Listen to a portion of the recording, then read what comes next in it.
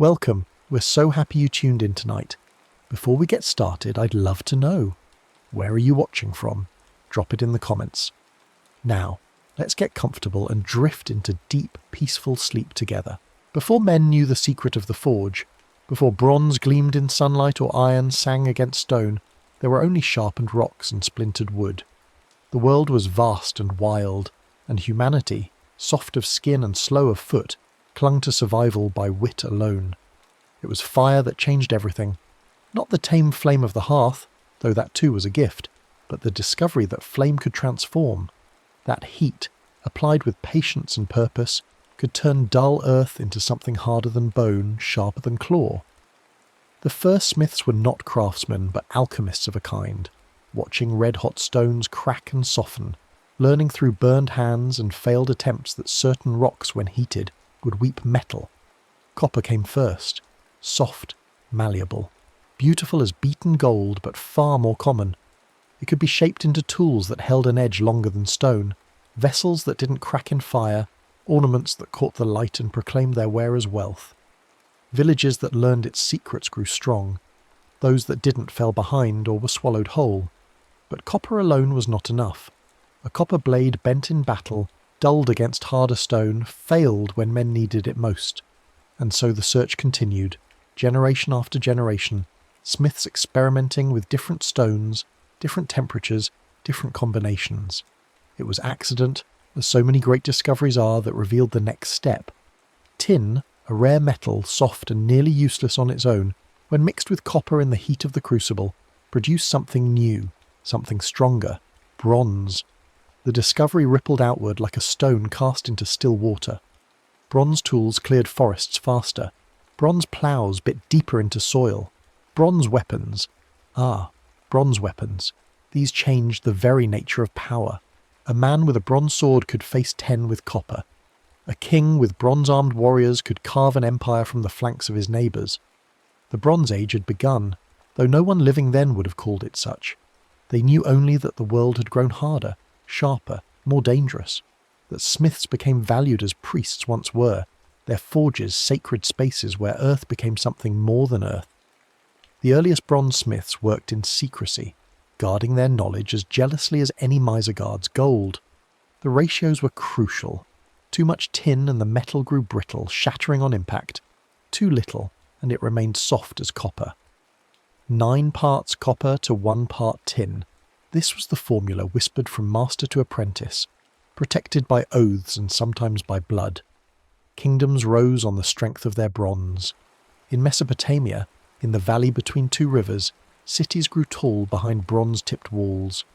In Egypt, pharaohs commanded armies sheathed in bronze scale, their chariots fitted with bronze wheels that could crush bone without breaking. Across the sea, in Crete, the palace at Knossos held storerooms stacked with bronze ingots, each stamped, with the sign of the double axe. And in the lands that would one day be called Greece, bronze flowed like water during summer, pouring into moulds for spearheads, swords, armour, and the great round shields that would thunder against each other at Troy. But bronze required trade. Copper could be found in many places, but tin was rare, concentrated in distant lands. Control the tin routes, and you controlled the age. Merchants became powerful, their ships crossing seas, their caravans threading through mountain passes. Wars were fought not for land or glory alone, but for access to the mines that fed the forges. The smith's craft was both art and agony. The furnace had to burn at precise temperatures, hot enough to melt the metals but not so hot they burned away. Bellows pumped by strong arms or patient feet pushed air through charcoal, raising the heat until the crucible glowed white. The smith, face gleaming with sweat and soot, would pour the molten bronze into moulds of clay or stone, each shaped for its purpose. Swords were not simply poured and finished. The blade, once cooled and removed from its mould, was rough, pitted, imperfect. It had to be ground against stone, edge after edge, until the bronze took on that peculiar sharpness, not as keen as later iron would be, but deadly enough. Then came the polishing, the fitting of the hilt, the balance tested and retested until the weapon felt like an extension of the arm rather than a tool held in the hand, the greatest smiths signed their work, or marked it with symbols known only to initiates. A fine blade might carry the mark of its maker for generations, passed from father to son, bearer to bearer, its edge resharpened 100 times until the bronze grew thin and finally failed. In war, bronze sang. Shield against shield, the crash echoed across battlefields. Spears shattered against armour, or punched through where the bronze was thin or poorly made. Swords, shorter than those of later ages, were used to stab and hack in close quarters, where men's breath mingled and blood ran in the dust. The heroes of that age wore bronze as both protection and proclamation. Achilles' armour, forged by Hephaestus himself if the poets are to be believed, was described in loving detail. The shield with its scenes of war and peace, the breastplate that turned aside every blow, the greaves that encased his legs. Whether divine or merely masterful, such armour marked a man as more than common. It spoke of wealth, of favour, of a life lived in proximity to power. Yet bronze had its limits, and those limits would doom the age that bore its name. Bronze was expensive. A full set of armour required resources beyond the reach of common soldiers. Armies were small, elite forces of bronze-clad warriors supported by masses of lightly armed men with wood and stone. This concentration of power in the hands of the few shaped societies, creating rigid hierarchies where warriors ruled and the rest served. Bronze was also fragile, in ways that mattered. Blades notched and bent, requiring frequent repair. Armour dented under heavy blows, and once bent, bronze was difficult to restore to its original shape. A long campaign could see a warrior's equipment degrade to near uselessness, with no forge nearby to mend it, and bronze required tin. When the trade routes broke, whether through war, piracy, or the collapse of distant kingdoms, the supply faltered. Smiths hoarded what they had, melting down old tools to make new ones, reusing bronze from generation to generation. In some places, the shortage grew so severe that bronze itself became a form of currency, weighed and traded as carefully as gold. The end came slowly, then all at once. Iron was everywhere, not free and pure, but locked in rust-red stones that lay scattered across hillsides, riverbanks, and shallow mines. For centuries men had seen these stones and thought nothing of them. You could not melt iron in a Bronze Age furnace. The temperatures required were far beyond what bellows and charcoal could achieve. Iron, when it appeared at all, came from the sky, meteorites that fell blazing and were worked cold, hammered into small blades or ornaments rare as any treasure. But sometime, somewhere, the records are lost or were never written. A smith discovered something new. Iron did not need to melt. Heated to a red glow in a furnace packed with charcoal, iron could be worked. The metal, still solid but softened by heat, could be hammered, folded, hammered again, the impurities driven out by patient blows. What emerged was not pure iron, but steel. Iron with just enough carbon to give it strength. The process was brutal. The smith worked for hours, heating and hammering, arms aching, lungs choked with smoke. The metal had to be kept at the right temperature. Too cold, and it cracked. Too hot, and it burned. But when done correctly, when the smith's skill and the fire's heat aligned, the result was a blade that could hold an edge sharper than bronze, harder than copper, and far cheaper to produce. Iron did not require distant tin. The ore could be found almost anywhere. A village with a good smith and access to iron-bearing stone could arm itself, could stand against bronze-wielding lords who had ruled unchallenged for generations. The monopoly on violence, held for so long by those who controlled the bronze trade, began to crack. The transition was not peaceful. Bronze kingdoms did not simply lay down their weapons and accept the new order. They fought desperately, using their bronze arms to crush ironworking villages, burning forges, killing smiths. For a time it seemed bronze might hold. The old powers were entrenched, their armies disciplined, their treasuries deep. But iron spread like water, finding cracks in stone. A smith driven from one village would appear in another. The knowledge, once learned, could not be unlearned. And every soldier who picked up an iron blade and found it lighter, sharper, more reliable than bronze, became a convert to the new age. The collapse, when it came, was total. Historians call it the Bronze Age collapse, a cascade of disasters that swept across the Mediterranean and Near East around 1200 BCE. Cities burned, empires fell, trade routes vanished. The great palace economies that had sustained the bronze trade crumbled, and with them went the old certainties. Into the chaos came iron, not as saviour, but as survivor. Iron could be worked locally without the extensive trade networks bronze required. A small community could sustain a smith. A tribe on the move could carry the knowledge with them. When the dust settled and men began to rebuild, they built with iron. The early iron was crude. Smiths were still learning, still experimenting. Blades were brittle or soft, snapping in combat or bending like copper. But the craft improved, generation by generation, technique by technique. Smiths learned to quench heated iron in water or oil, shocking the metal into greater hardness. They learned to temper the quenched blade, reheating it gently to reduce brittleness, finding the balance between hard and flexible. Pattern welding emerged. Multiple strips of iron and steel twisted and forged together, creating blades with distinctive patterns in the metal and strength beyond what any single piece could achieve. These blades were art and function intertwined, their wavy lines proof of the smith's mastery. The sword changed shape. Bronze swords, limited by the metal's properties, had been relatively short, designed for stabbing as much as cutting. Iron allowed longer blades, true cutting weapons that could strike from farther away. The spatha of Rome, the gladius of the legions, the long swords of northern tribes, all were made possible by iron strength. Armour too evolved. Iron plate could be thinner than bronze and still turn a blow. Mail, thousands of interlocking iron rings, provided flexible protection that moved with the body.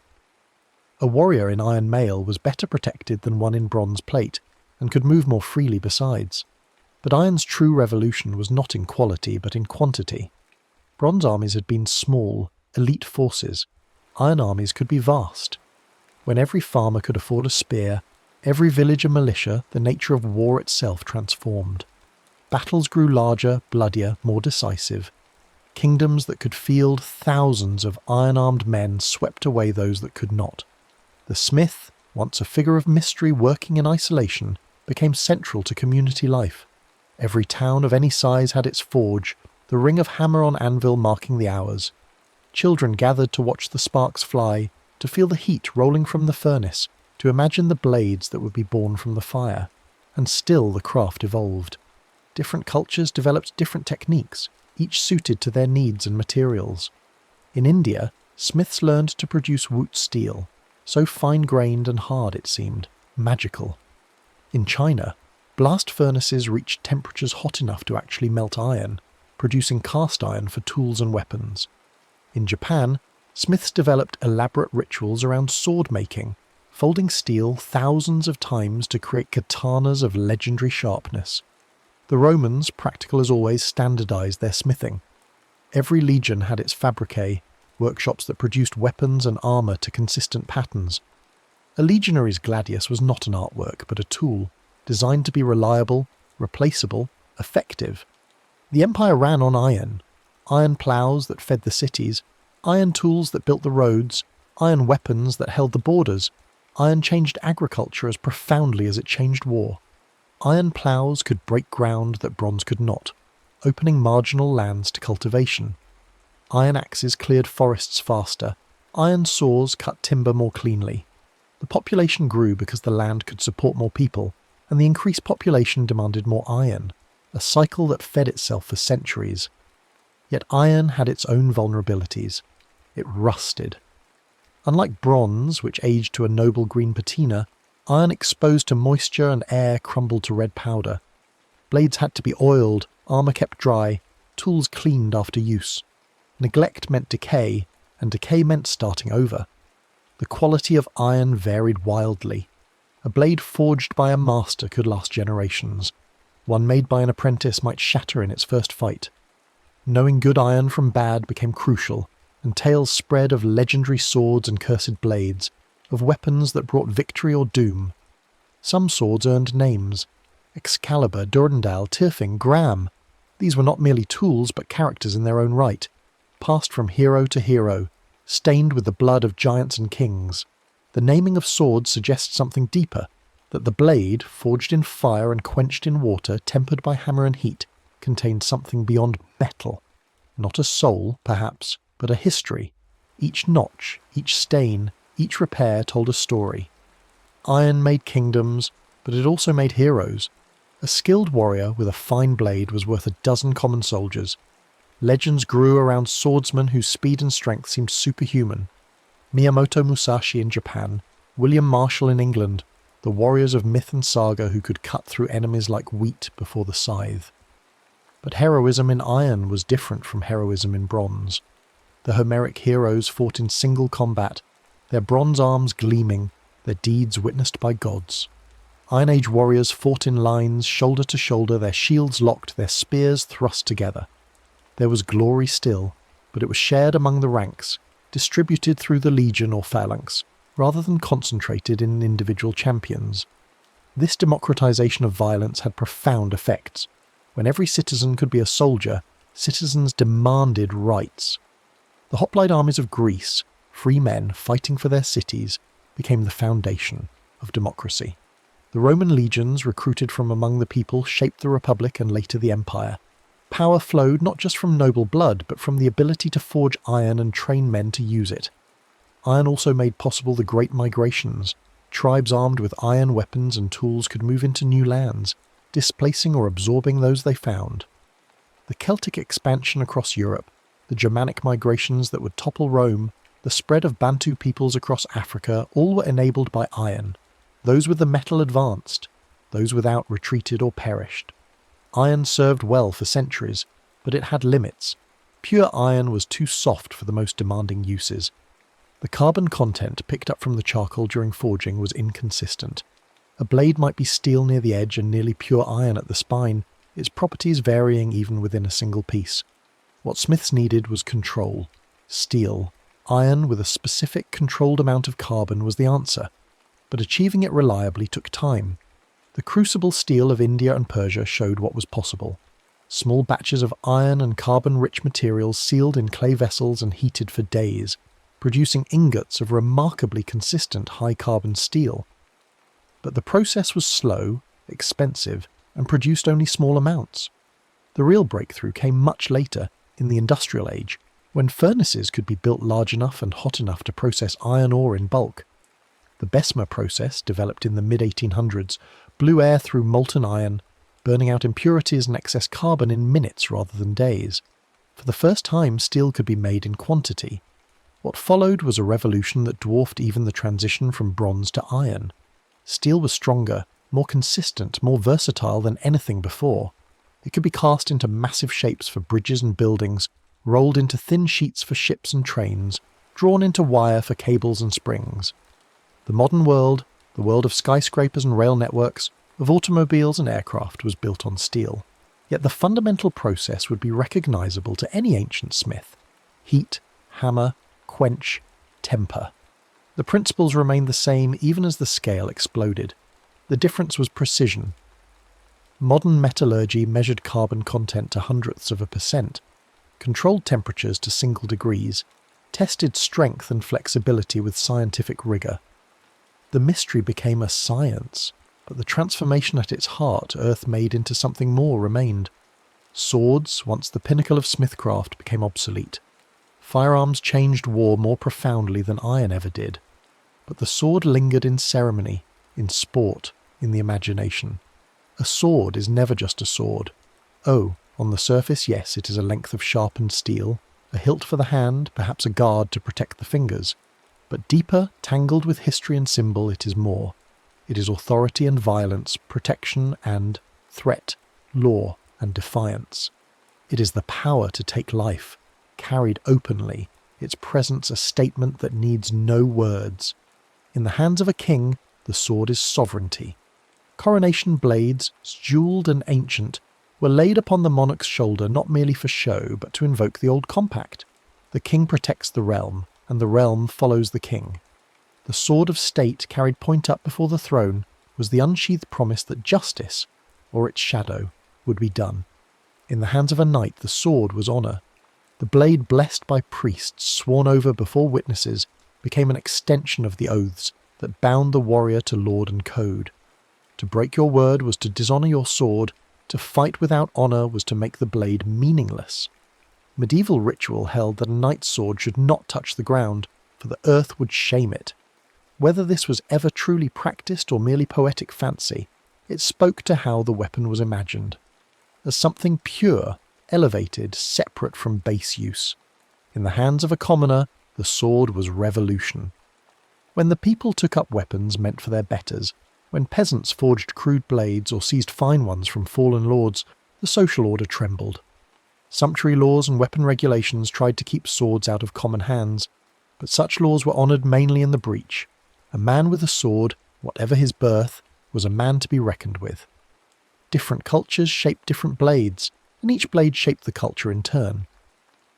The Roman gladius, short and broad, was designed for the press of the legion, for stabbing into the gaps between shields while your own shield protected you. It was a tool of discipline, of coordinated violence, and it built an empire on that discipline. The Viking sword, longer and double-edged, was meant for the individual warrior, the raider who fought in looser formations where room to swing was available. These blades were named and treasured, passed from father to son, sometimes buried with their owners to serve in the afterlife. The sagas tell of swords that sang in battle, that thirsted for blood, that brought doom to those who wielded them unworthily. The Japanese katana, curved and single-edged, was designed for the draw cut, a technique where the blade was drawn from the scabbard and swept through the target in a single motion. The curve helped the blade slide rather than chop, and the differential hardening, soft spine, hard edge gave flexibility and sharpness together. The katana became the soul of the samurai, its forging ritualized, its care a meditation. The longswords of medieval Europe, with their cross-guards and longer hilts, allowed two-handed grips for more powerful strikes. These were weapons for armoured combat, designed to bash through defences or find the gaps in plate. Curved sabres, adopted widely in cavalry, were ideal for slashing from horseback. The curve concentrated force at the tip during a swing, and the motion of the horse added speed and power. Hussars and dragoons, Cossacks and Mamluks all favoured the sabre for mounted combat. Rapiers, slim and lethal, emerged as armour declined and civilian duelling rose. These were precision weapons designed to slip past defences and find the heart or throat. The rapier duelist relied on speed, timing, and technique rather than strength. Fencing became an art, and the swordsman an artist, his blade an extension of his will. But weapons carried weight beyond their physical mass. Every blade used in anger bound the wielder to its consequences. A soldier who killed in war carried those deaths, whether mourned or forgotten. A duelist who ran his opponent through might claim honour, but the blood remained. And the executioner's sword, heavy-bladed and blunt-tipped, carried the weight of the state's judgment, each swing ending a life by decree rather than passion. Swords appeared in law as well as war. To swear upon a sword was to invoke its power as witness. To break a sword was to break its wielder's status. Knights were unmade by having their blades snapped before them. To present a sword, hilt first was to offer peace. To present it point first was to offer battle. Magic clung to swords in story and sometimes in belief. Blades forged at lucky times, tempered in exotic quenchants. Bull's blood, a virgin's tears, the urine of a red-haired boy, these were said to hold special properties. Whether any such method actually affected the steel is doubtful, but the belief mattered. A warrior who trusted his blade fought differently than one who doubted it. Cursed swords appeared in legend. Weapons that brought doom to their owners, that could not be sheathed without drawing blood, that drove their wielders mad. These tales served as warnings. The sword grants power, but power corrupts. Violence answered with violence begets only more violence. Holy swords, too, filled the stories. Blades blessed by saints, carried by heroes chosen by gods, weapons that could only be drawn by the worthy, or that glowed in the presence of evil. Excalibur, most famous of these, was not won by strength but by destiny. Pulled from stone by the one true king, the message was clear: power must be legitimate, and legitimacy comes from something beyond mere force. In the end, a sword is a tool for cutting. That's the practical truth, unromantic and stark. But tools shape their users as much as users shape tools. Smiths made the weapons, but warriors made the legends, and some warriors, through skill or fate or the strange alchemy of timing and temperament, became more than warriors. They became heroes, their names outlasting their bones, their deeds growing in the telling, until history and myth tangled together too tightly to separate. What makes a hero? Not merely skill at arms, though that helps. Not simply victories, though those are necessary. Something else, harder to define. The moment where choice crystallizes into action, where an individual steps forward when others step back, where the story finds its centre. Achilles, if he existed, was likely a skilled warrior among many during the Bronze Age raids that memory compressed into the single tale of Troy. But Achilles the hero, sulking in his tent while his countrymen die, dragging Hector's body in rage and grief, accepting his own doom to avenge his beloved, this Achilles is more than a fighter. He is the embodiment of glory and its price, of Kleos, the undying fame won at the cost of life itself. Heracles, strong beyond mortal measure, performed labours that were equal parts feat and penance. He did not merely slay monsters, he cleaned stables, captured animals alive, descended into death itself and returned. His strength was celebrated, but his tragedies, the madness that made him kill his family, the poisoned shirt that killed him, these too were part of the legend. Sigurd, or Siegfried in the German telling, slew the dragon Fafnir with a sword reforged from his father's broken blade. The weapon was named Gram, and it could cut through an anvil. But Sigurd's doom came not from inadequate arms, but from human treachery, from love and oaths broken, from the curse that gold carries. Roland, defending the pass at Roncevaux, blew his horn until his temples burst, refusing to call for help until too late. His sword, Durendal, was said to contain holy relics in its hilt. In his dying moments, Roland tried to break the blade so it wouldn't fall into enemy hands, but Durendal was unbreakable. The hero died, but the sword endured. Miyamoto Musashi, perhaps the greatest swordsman of Japan, wrote that the way of the warrior was the way of death. His Book of Five Rings detailed strategy and technique, but also philosophy. The mind must be calm, the strike must come from emptiness, the warrior must be ready to die at any moment. Musashi fought 60 duels and never lost. His final years were spent painting and writing, his sword set aside, but his reputation never dulled. Joan of Arc led armies but claimed she never killed anyone, that she carried her banner into battle rather than wielding a blade. This might have been true or strategic. A peasant girl claiming divine visions was unlikely enough. A peasant girl killing noblemen would have been too much. Not all heroes were noble. Some were monsters by any measure, their heroism residing in their effectiveness rather than their virtue. Attila, whose name became synonymous with destruction, was a brilliant commander who almost toppled Rome. Genghis Khan, whose conquests buried cities under rubble and stacked skulls in pyramids, nevertheless unified nations and established laws. And some heroes were made not by what they did, but by what they endured. Spartacus, a slave who led a rebellion, was no demigod. He was a gladiator, trained to kill for entertainment, who chose death fighting for freedom over life in chains. The hero's journey, as scholars have noted, follows patterns. The call to adventure, the trials, the transformation, the return. But the weapons they carried also followed patterns. The blade is earned or inherited. It has a name, a history. It may be lost and regained, broken and reforged. The weapon becomes a companion, almost a character itself. When Beowulf's sword fails against Grendel's mother, he must find another, older, left by giants. When Arthur's sword breaks, he receives Excalibur from the Lady of the Lake. The hero and the blade are bound together. Steel still surrounds us, hidden in plain sight. The frame of every building, the engine in every car, the cutlery on the table, the springs in the pen, all steel, all descendants of that ancient craft. Yet the sword is gone from daily life, retreated into museums and ceremonies, martial arts studios and fantasy novels. When did it end? Not with a sudden break, but with a long, slow obsolescence. Firearms appeared in the 14th century, crude tubes of metal that threw stones or metal balls with explosive force.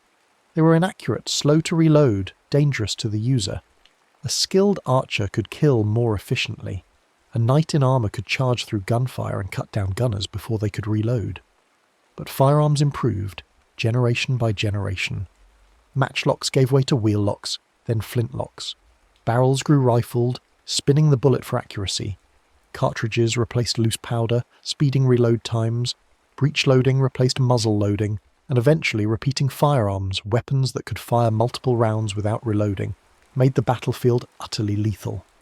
The sword lingered longest in the hands of cavalry. A mounted man with a sabre could still scatter infantry, at least until machine guns made cavalry charges suicidal. Officers continued to wear swords through World War I, though actually using them was rare and usually fatal.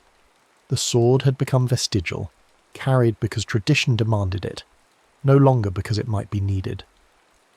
There is magic in transformation, not the magic of spells and sorcery, but the deeper magic of taking one thing and making it another.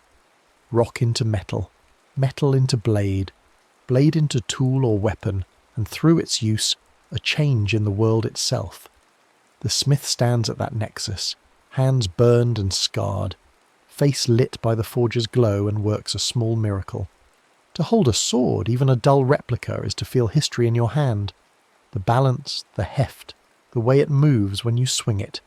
These things connect you to everyone who ever held such a weapon, everyone who lived when steel meant survival. That connection matters. In a world of abstract violence, where wars are fought with drones and missiles, where the killer never sees the killed, the sword remains a reminder of an older, more personal kind of conflict. Not better, not more honourable, but more honest perhaps. When you look into your enemy's eyes as your blade enters his body, you cannot deny what you've done.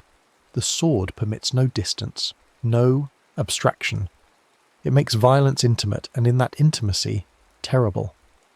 The forge of heroes is not made of iron and fire, but of circumstance and choice. The blade helps, yes, but the temper comes from within. The next story is about to begin. Please relax and enjoy. In the beginning, there was neither one nor two nor any number at all. There was only the undifferentiated vastness, the everything-nothing that needed no counting because there was no separation, no this and that to tally. But from that ancient silence came the first stirring of distinction, the moment when something became aware of itself as separate from not itself, and in that instant, counting was born. Not as symbols or words, but as the raw recognition of difference, the primal noticing that here is one thing and there is another, and between them stretches the beginning of all mathematics. The earliest humans did not inherit numbers. They made them slowly, across generations whose names are lost. A hunter watching the moon's faces learned to anticipate the fourth darkness, the return of light. A gatherer counting children at dusk felt the absence before seeing the empty space. These were not calculations, but heartbeats of attention, the mind's way of holding more than the eyes could see at once. The first numbers were not written, but felt, carried in the body's memory like the weight of a carried child, or the rhythm of footsteps toward home. Then came the marks, not grand declarations, but small scratchings, made by hands that never imagined they were inventing anything at all. A piece of bone, a stretch of bark, a cave wall softened by moisture and shadow. 4 vertical lines, then a diagonal fifth crossing them like a gate closing. The tally bundle. Simple, repeatable, readable by firelight or dawn.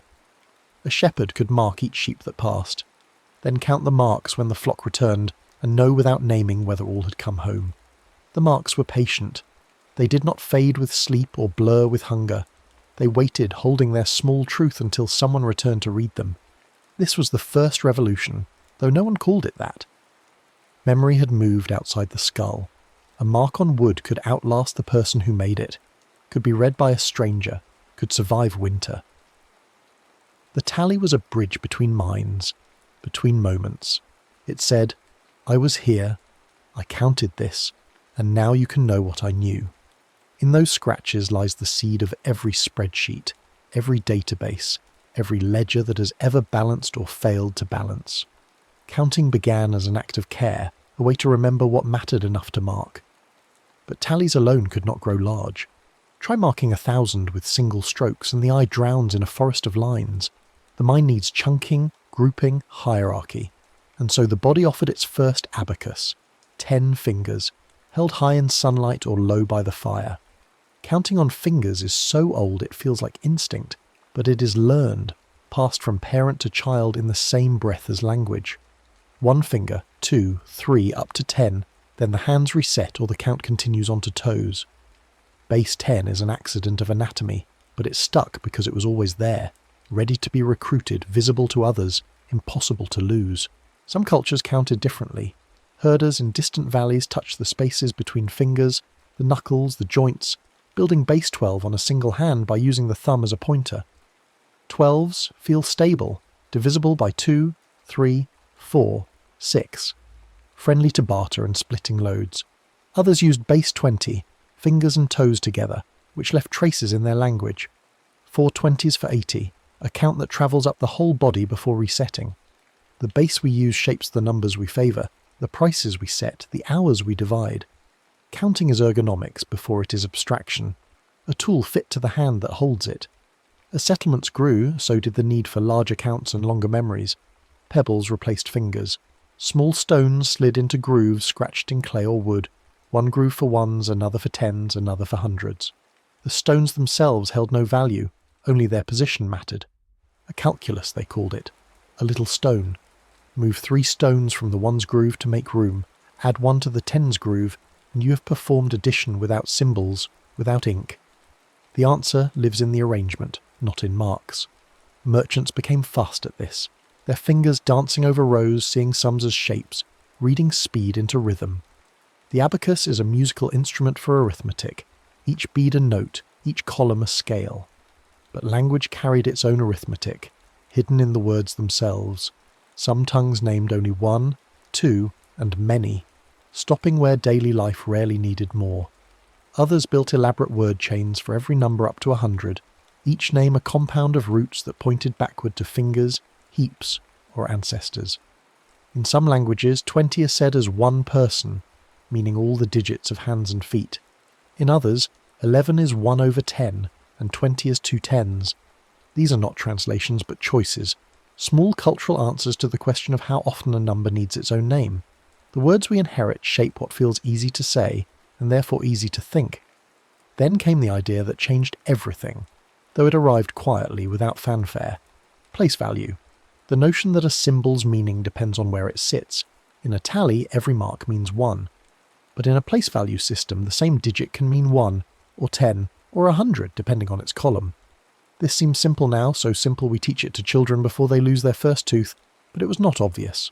For centuries, systems like Roman numerals resisted it. An X always meant 10, no matter where it appeared. Addition was possible but clumsy. Multiplication was a specialist's craft. Place value collapsed that complexity, turning arithmetic from a rare skill into a common one. The Babylonians glimpsed it first, using wedge-shaped marks in clay, their numbers built in base 60, a system so practical for dividing circles and time that we still live inside it when we read a clock.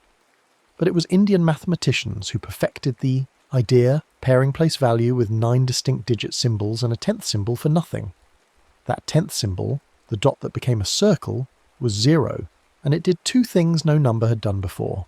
It held a place, marking the empty tens column so that 105 did not collapse into 15, and it named an amount, none. 0 allowed subtraction to cross boundaries, allowed algorithms to run without special cases, allowed algebra to ask what happens when quantity vanishes. A calm idea with astonishing consequences. The symbol for 0 spread slowly, carried by traders and scholars across borders. Europe resisted it for centuries, clinging to Roman numerals and abaci, suspicious of a number that represented nothing. How could nothing be something? The question felt like a trap, a riddle that undermined the solidity of counting. But commerce does not care for philosophy. Merchants needed to add long columns, to track debts across seasons, to multiply prices by quantities without hiring a specialist. Place value with 0 made all of that possible, fast, and checkable. By the time printing presses arrived, the Hindu-Arabic numerals had won, not by argument, but by utility. Yet Roman numerals linger. They mark the copyright year on films, number the hours on clock faces, label chapters in old books, and engrave the cornerstones of monuments.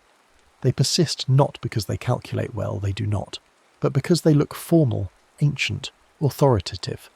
A reminder that numbers live in 2 worlds, the practical world of ledgers and measurements, and the symbolic world of identity and tradition. Aesthetics can outlast utility when the function is no longer daily survival, but the marking of occasion. Before decimals smoothed everything into tens, the world divided by halves, thirds, and quarters. Bakers split dough into even portions. Builders measured beams in fractions of cubits. Brewers knew their casks by eighths. The Egyptians used unit fractions, refusing to write 2/7 and insisting instead on 1/7 plus 1/7, or finding stranger decompositions like 1/4 plus 1/28. This seems laborious now, but it made fairness explicit. Every fraction was a single clean cut, a portion that could be seen and checked. Fractions are the mathematics of sharing before abundance, the arithmetic of making do with what is, dividing it justly among those who wait. Some numbers became cultural favourites not by accident, but by their friendliness to division. 12 divides by 2, 3, 4, and 6, making it a merchant's friend. Eggs come in dozens. Hours split cleanly into halves and quarters. Feet divide into inches by 12s. The number feels cooperative, willing to break into even pieces without remainder or fuss. Cultures chose 12s and 6s not because they understood number theory, but because market stalls and kitchen tables rewarded what split cleanly. The world quietly selects for numbers that make daily life smoother, and those numbers lodge themselves into units, prices, and proverbs. As trade expanded, so did the need to measure, not just count. How long is this rope? How heavy is that grain? How far to the next village? Early measures were bodily, a cubit from elbow to fingertip, a pace from heel to heel, a grain of barley as the smallest weight. These were approximate, personal, but they travelled without tools. A forearm is always with you. But markets demand consistency. A bushel in one town must match a bushel in the next, or trust collapses. Standardization crept in, first as royal decrees, this rod is the king's foot, this weight the true pound, and later as international agreements. The metric system cleaned the table with tens, aligning all measures to a single base, making conversion a matter of shifting decimal points rather than memorizing tables. Units are agreements more than truths, social contracts written in measurement. As numbers grew, intuition failed. We feel the difference between 3 and 4, can picture 5 without counting. But beyond a handful, the mind goes blurry. 1,000, 1,000,000, 1,000,000,000. These are not quantities we sense, but magnitudes we calculate. Place value and commas help, breaking long strings into readable clusters, but even then the scale escapes. 1,000,000 seconds is 11 days, 1,000,000,000 seconds is 31 years. Comparisons like these are the only bridge between number and feeling, the only way to drag vast counts back into the realm of the imaginable. Large numbers live mostly as symbols, their size understood through analogy rather than direct experience. Hidden among the integers are the primes, numbers that refuse to be divided evenly by anything smaller than themselves. 2, 3, 5, 7, 11. These are the atoms of arithmetic, the building blocks from which all other numbers are made by multiplication. The primes scatter irregularly along the number line, their gaps widening on average but unpredictably in detail. No formula generates them neatly, no pattern governs their arrival. They have been studied for millennia, not for practical use at first, but for the beauty of the puzzle. Now they secure encryption, their difficulty protecting passwords and transactions. They also appear in nature, in the life cycles of cicadas that emerge every 13 or 17 years, avoiding predators locked to shorter cycles. Simple rules yield deep mystery. Primes remind us that the world's order is neither perfectly regular nor entirely random. Numbers reveal patterns when arranged spatially. Multiplication tables form grids where diagonal stripes and symmetries appear. Pascal's triangle, a simple pyramid built by adding neighbours, blooms with binomial coefficients, Fibonacci sequences, and fractal self-similarity. Even a humble addition chart, coloured by odds and evens, produces a checkerboard. These patterns are not decorations but clues, hints that arithmetic has textures and rhythms underneath, its symbolic surface. Numbers become music when you see them as shapes, and shapes become numbers when you count their structure. Uncertainty, too, can be counted. A die has 6 faces. Roll it, and any face might land up, but over many rolls each face appears about 1/6 of the time. Probability begins here, in the simple act of listing possibilities and counting how many satisfy a condition. What are the chances of drawing 2 red cards in a row from a shuffled deck? Count the favourable outcomes, count the total outcomes, divide. The calm insight. Randomness is not lawless. Averages tell truths that single events cannot. Weather, insurance, and genetics all rest on this foundation. Counting the possible, weighing the likely, preparing for distributions rather than certainties. Some numbers grow by doubling. A single bacterium becomes 2, then 4, then 8. Interest compounds, rumours spread, populations explode. Exponential growth feels slow at first, then shockingly fast, each step larger than all previous steps combined. Logarithms, the inverse of exponents, turn this multiplication into addition, making slide rules possible and mental estimation easier. If something doubles every year, ask not how big it will be, but how many doublings it will take. Exponents are time made numeric, a way to compress long sequences into a single power. Everyday life rewards rough calculation. In a grocery aisle, round prices to the nearest dollar, group items by tens, estimate totals before the register. At a restaurant, split a bill by friendly numbers, rounding up to include the tip. Estimation is permission to be wrong by a little in order to be fast and confident. It privileges sanity checks over precision, catching errors in magnitude before they compound. The skill is not taught as often as exact arithmetic, but it is used more often, a quiet fluency that separates those who fear numbers from those who play with them lightly. Some numbers guard others. A check digit, calculated from the digits that precede it, catches typos and transpositions. Barcodes use them, credit card numbers end with them, ISBNs encode them. The idea is simple. Weight each digit by position, sum them, and see if the result follows a rule, divisible by 10, matching a particular remainder. If a number fails the check, it is almost certainly wrong. This invisible net catches most accidental errors before they propagate, a small redundancy that makes modern infrastructure possible. Counting protects counting, a loop of verification woven through transaction systems. Calendars, too, are counted patterns, compromises between incommensurable cycles. The moon circles the Earth in roughly 29.5 days, but 12 lunar months fall short of a solar year. The 7-day week belongs to neither, a cultural rhythm inherited from ancient Near Eastern traditions, neither lunar nor solar but simply habitual. To keep planting seasons aligned with dates, leap years add a day, every 4 years, with exceptions every 100 years, and exceptions to those exceptions every 400 years. The arithmetic is fussy but necessary, a set of corrections that keep January in winter and August in summer. Calendars are negotiations with astronomy encoded in the arithmetic of days. Not all counting uses digits. In the Andes, Quipus recorded data in knotted chords, each knot a number, each colour a category, each chord a ledger line. In parts of Africa, drum rhythms carried census counts across distances, the beats naming quantities without words.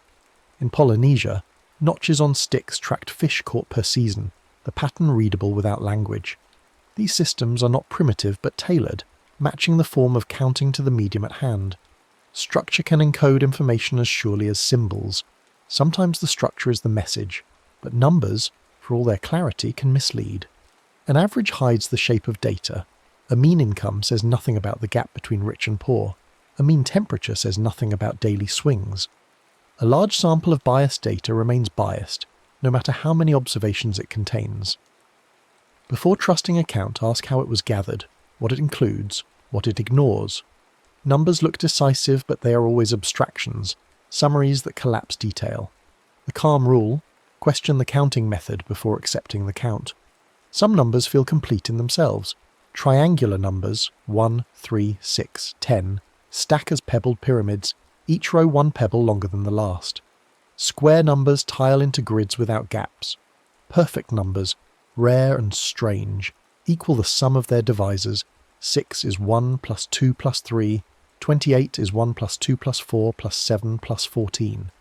These are not useful in daily life, but they satisfy something in the mind, a recognition of order and closure. Small perfect things, geometries where arithmetic and shape align. Counting can also calm. Breath practices use numbers to slow the heart. Inhale for 4 counts, hold for 7, exhale for 8. The attention required to count crowds out anxious thoughts. The rhythm steadies the nervous system.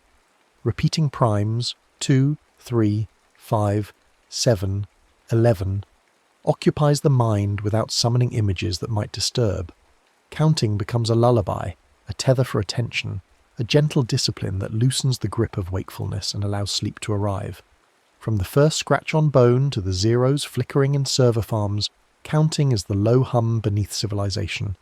It is markets settling at dusk, calendars turning over at midnight, steps counted by devices in pockets, debts tracked across generations. Every number is a memory kept, a sum shared, a preparation for tomorrow. The arithmetic is often invisible, embedded in prices and schedules and the quiet confidence that what was counted once can be counted again. It is the gentlest of technologies, requiring no fuel but attention, no power but patience. The history of counting is also the history of trust. To count is to believe that marks persist, that others will read them as you did, that agreements can be made across distance and time. A tally on bark says, "I was here, and this is true." A check digit says, "This number is probably right." A calendar says, "We will meet again when the count returns to this point." Every number is a small promise, a structure built from nothing but agreement and repetition, yet strong enough to hold markets, harvests, and the rhythm of waking and sleep. And so counting continues, in classrooms and spreadsheets, in genetic sequences and pixel grids, in the tick of clocks and the hum of satellites. It is the oldest tool still in daily use, refined but not fundamentally changed, still doing what it did when the first hand scratched 4 lines and a 5th across them. It holds memory outside the mind, makes the invisible visible, turns the uncountable into the counted.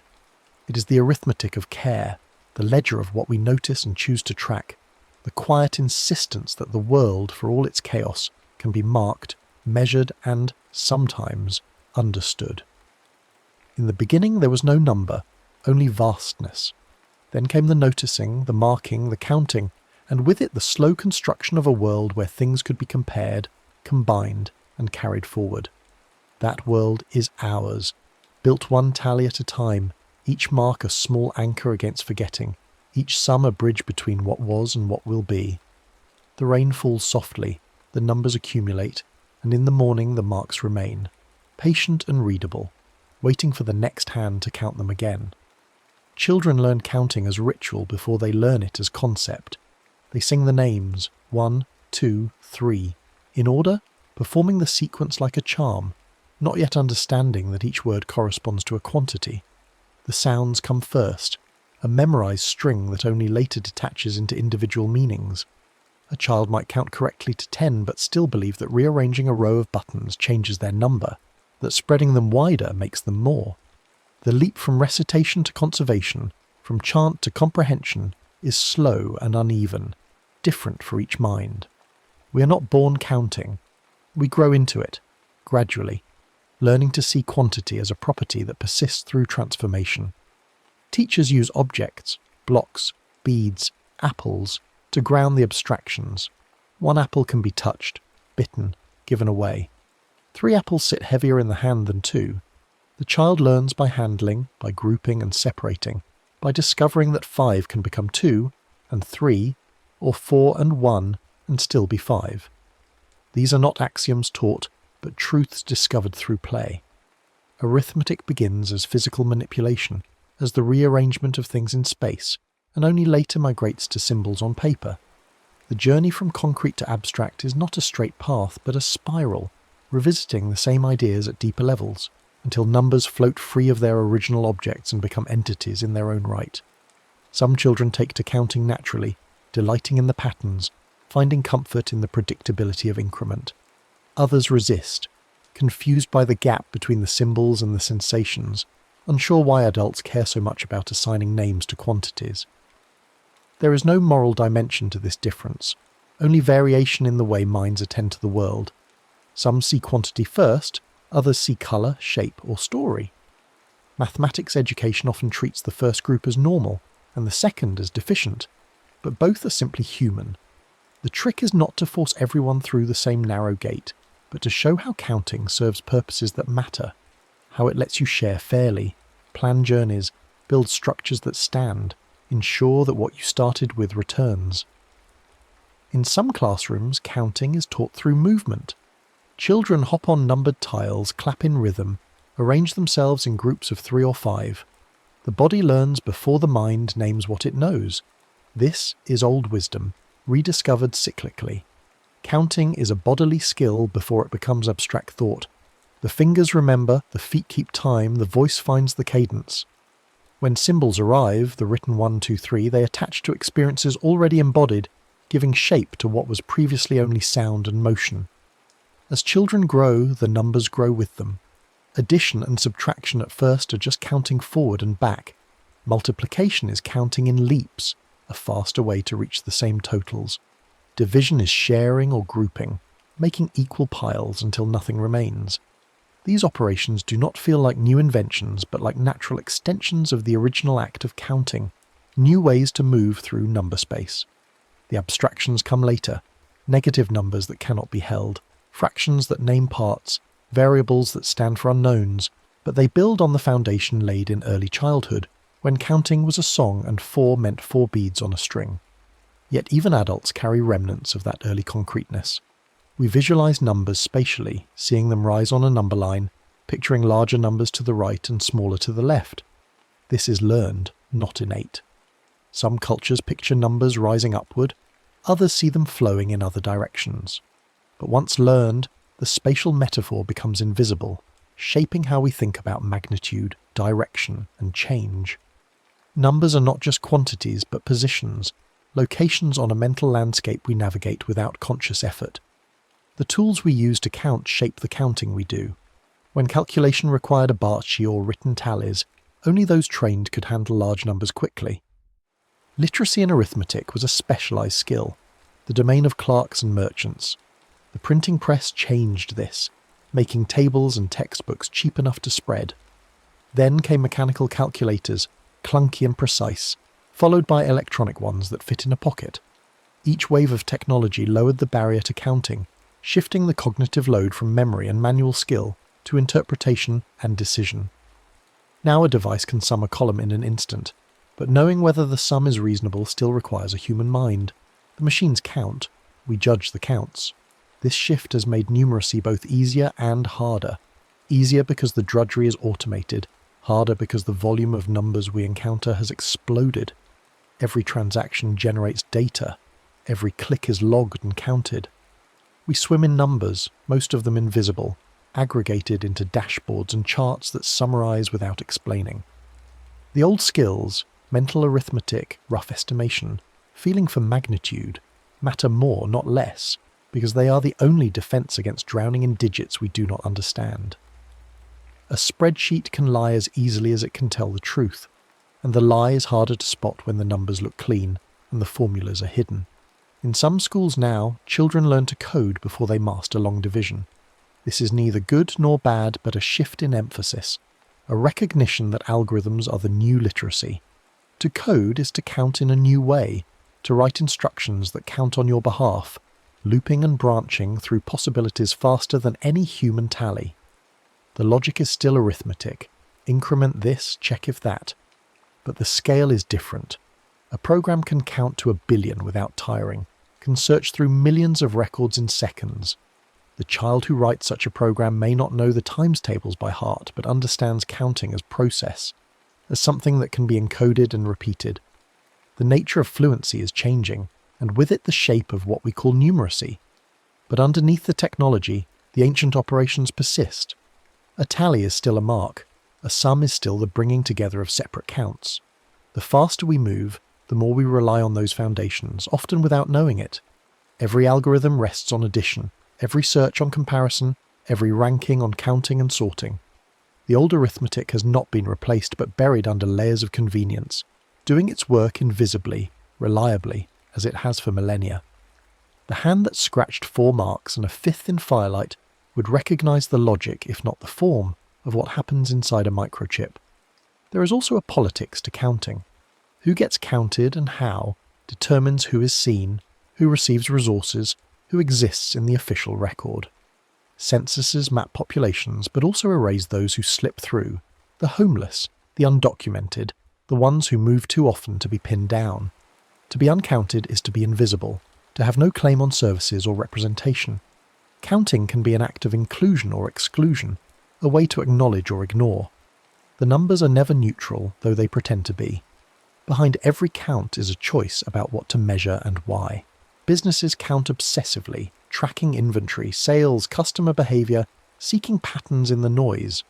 The goal is prediction, the ability to anticipate demand before it arrives, to optimize stock so that nothing sits unsold and nothing runs out. This is the arithmetic of efficiency, where waste is the enemy and every number is a lever for profit. But the counting can become its own purpose, the metrics displacing the mission, until what matters is not the quality of the product or the satisfaction of the customer, but the movement of numbers on a dashboard. When counting becomes separated from meaning, it becomes a ritual without purpose, a performance for its own sake. Sports too are thick with numbers. Scores, times, distances, percentages. Every game is a cascade of counts that tell a story the eyes alone cannot. Statistics summarize seasons, rank players, predict outcomes. Fans argue over numbers as if they were sacred texts, finding in them evidence for claims that cannot be settled by watching alone. The counting here is not neutral either. It highlights what is measured and ignores what is not. Speed and points are easy to count. Effort and grace are harder. The numbers shape the game, rewarding what they track and discouraging what they do not. In medicine, counting saves lives. Dosages depend on weight, height, age, numbers that must be correct to the decimal or the cure becomes poison. Lab results are counts of cells, concentrations of chemicals, thresholds that divide healthy from sick. Clinical trials rest on counting how many improve, how many worsen, how many stay the same, comparing treatment groups against controls. The entire edifice of evidence-based medicine is built on counting carefully, tracking outcomes, adjusting when the numbers shift. Here the stakes are human, immediate, and the arithmetic is unforgiving. Environmental science counts to understand collapse, how many species remain, how fast the ice melts, how much carbon accumulates in the air. These are counts made across decades, stitched together from scattered observations, adjusted for changing methods and missing data. The numbers are uncertain but necessary, the best guess at scales too large to see directly. They are predictions as much as measurements, models built on counts that project forward into possible futures. The counting here is an act of care, a way to hold the world accountable, to measure what we are losing before it vanishes entirely. And in the quietest corners, people still count for themselves, for reasons that have nothing to do with markets or science. A gardener counts seeds, plants, harvests, learning the rhythms of growth. A knitter counts stitches, rows, repeats, building fabric from thread and attention. A parent counts breaths in the night, watching a sick child, counting as a way to stay present, to mark time until the fever breaks. These counts are private, unrecorded, but they matter as much as any ledger. They are the arithmetic of devotion, the careful attention that turns repetition into ritual. Counting, in the end, is a way of being in the world. It is a discipline of noticing, a commitment to track what might otherwise blur or vanish. It says, this is worth marking, worth returning to, worth comparing against what came before. The marks accumulate, on bark, on screens, in memory, and together they form a record, imperfect but persistent, of what was here, what happened, what we chose to watch. The counting will continue as long as there are minds to mark and compare, as long as there is something that matters enough to tally. And when the last count is made and no one remains to read it, the marks will still be there, waiting, holding their small truth in the silence. The next story is about to begin. Please relax and enjoy. The clock on the wall ticks steadily, marking another second that has slipped into the past. We check our watches, count the hours until our next appointment, calculate the years since we were born. Time seems to flow around us like an invisible river, carrying us from one moment to the next with ruthless inevitability. We schedule our lives around it, fear running out of it, and desperately wish we could slow it down or speed it up. Yet for all our intimate familiarity with time, a startling question emerges. What if time, as we understand it, doesn't actually exist at all?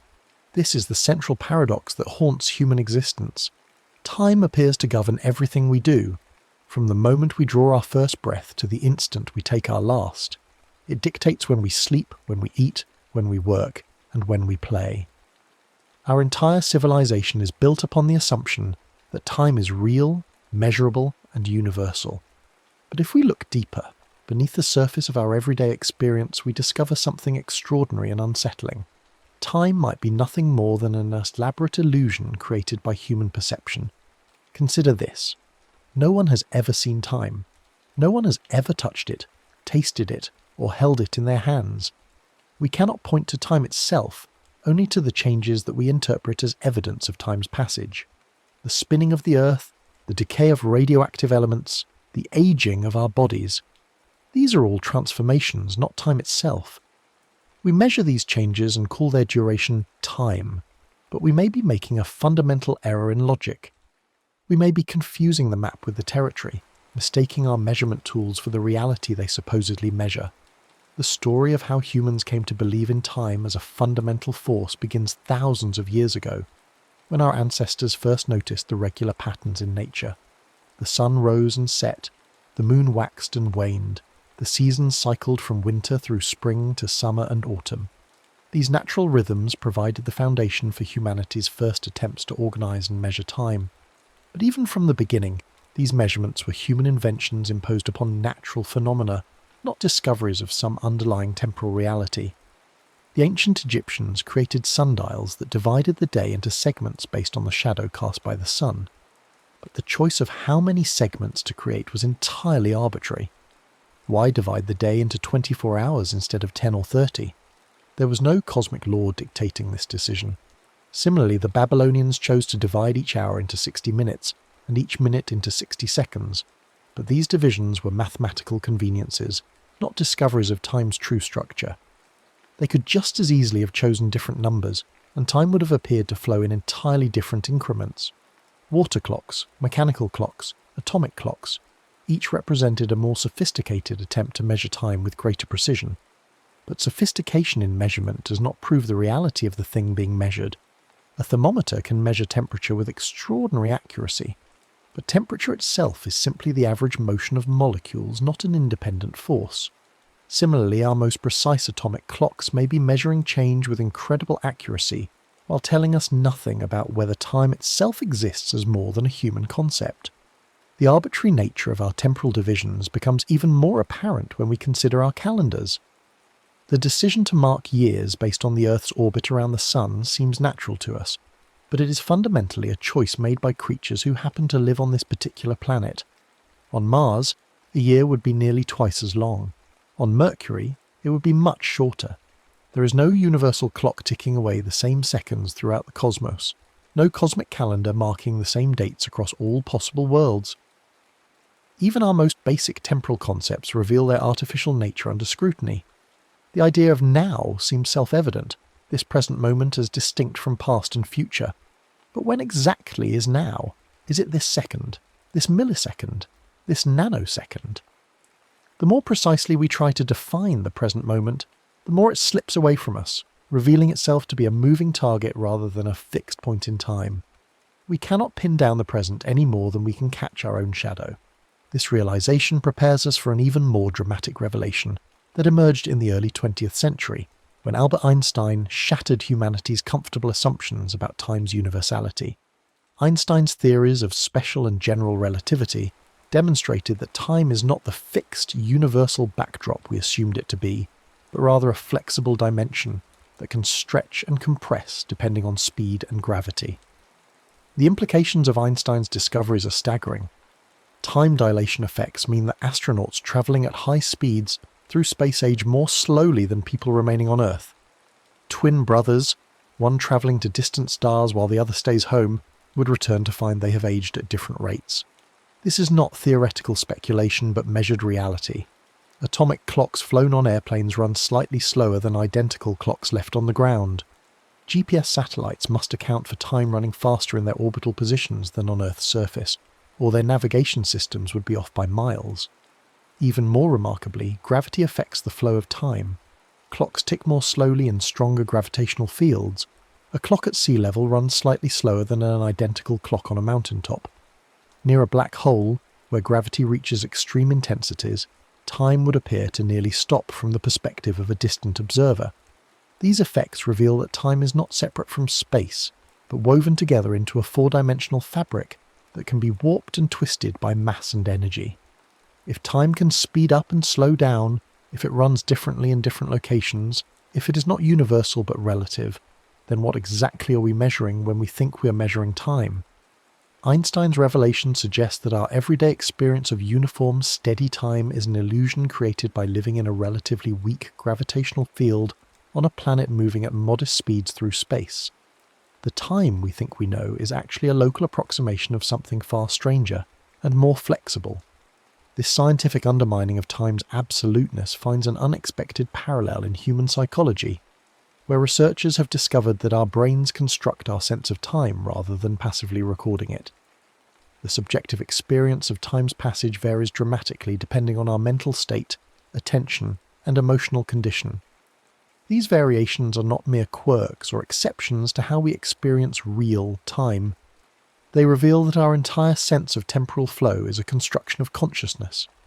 During moments of extreme danger, people often report that time seems to slow down.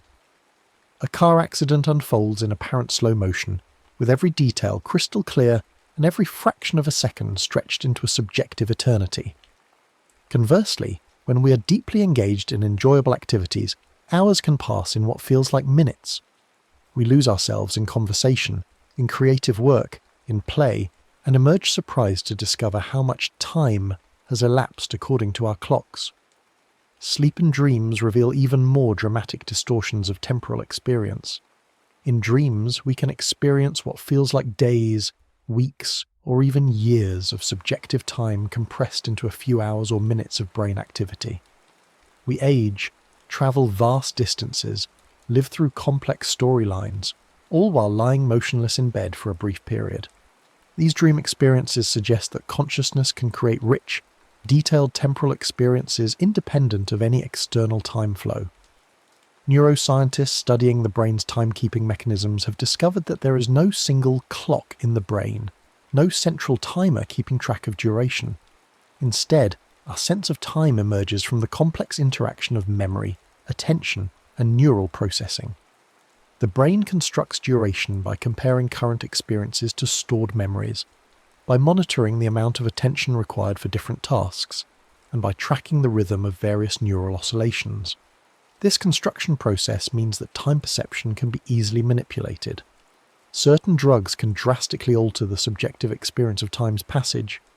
Meditation practices can create states of consciousness where time seems to stop or become irrelevant. Brain injuries can destroy the ability to sequence events properly or estimate durations accurately. If our sense of time depends entirely on brain function, and if brain function can be altered or damaged, then our temporal experience reveals itself to be a mental creation rather than a passive recording of external reality. The flexibility of time perception becomes even more apparent when we consider how different mental processes create different temporal experiences. When we focus intently on clock watching, minutes can feel like hours. When our attention is fully absorbed, hours can feel like minutes. Memory plays tricks with temporal sequence, sometimes making recent events feel distant while distant events feel recent. Anticipation can make future events feel imminent or impossibly far away, regardless of their actual temporal distance. These psychological discoveries converge with Einstein's physical revelations to suggest that time as we ordinarily understand it is neither universal nor objective. But the mystery deepens when we consider how different cultures around the world have developed radically different ways of understanding and experiencing time, revealing that even our most basic temporal assumptions are not universal human experiences but culturally constructed perspectives. In Western industrialized societies, time is typically conceived as a linear progression from past through present to future. We think of time as an arrow, always moving forward, carrying us from what was toward what will be. This linear model underlies our historical narratives, our planning systems, our entire approach to personal and social development. We speak of progress, of moving forward, of leaving the past behind. Time, in this view, is a river flowing in one direction, and we are carried along by its current whether we like it or not. But this linear conception of time is far from universal. Many Eastern philosophical and religious traditions conceive of time as cyclical rather than linear. In Hindu cosmology, time moves through vast cycles of creation, preservation, and destruction, with the universe itself being born, existing, dying, and being reborn in an endless repetition. Buddhist concepts of reincarnation suggest that individual consciousness moves through cycles of birth, death, and rebirth, making past and future less distinct categories than different phases of an ongoing circular process. These cyclical time concepts create fundamentally different relationships with past and future. If time is circular rather than linear, then the past is not gone forever but will return in new forms. The future is not unknown territory but a repetition of patterns that have occurred before. Death becomes less final, more like a transition between phases of a continuing cycle.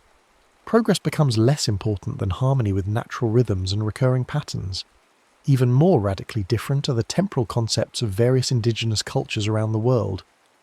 Many Native American traditions operate according to what anthropologists call event time, rather than clock time. In event time, activities begin when conditions are right, rather than when clocks indicate they should begin. Ceremonies start when participants are properly prepared, not when schedules dictate. Journeys begin when weather permits, not according to predetermined timetables. The duration of activities is determined by their natural requirements rather than arbitrary time limits. Australian Aboriginal concepts of dream time transcend Western distinctions between past, present, and future entirely. Dream time refers to an eternal, timeless realm where ancestral spirits created the landscape and established the laws governing existence. This realm is not in the past, but exists simultaneously with ordinary time, accessible through ritual, story, and spiritual practice. In this worldview, the most important reality is not temporal at all, but eternal and ever-present. These diverse cultural approaches to time reveal that our Western, clock-based, linear conception of time is not a discovery of time's true nature, but one particular way of organizing experience among many possible ways. If different cultures can create radically different temporal experiences and still function effectively, then time begins to look more like a social construction than a natural law. The implications of these cross-cultural variations become even more profound when we consider how language shapes temporal experience.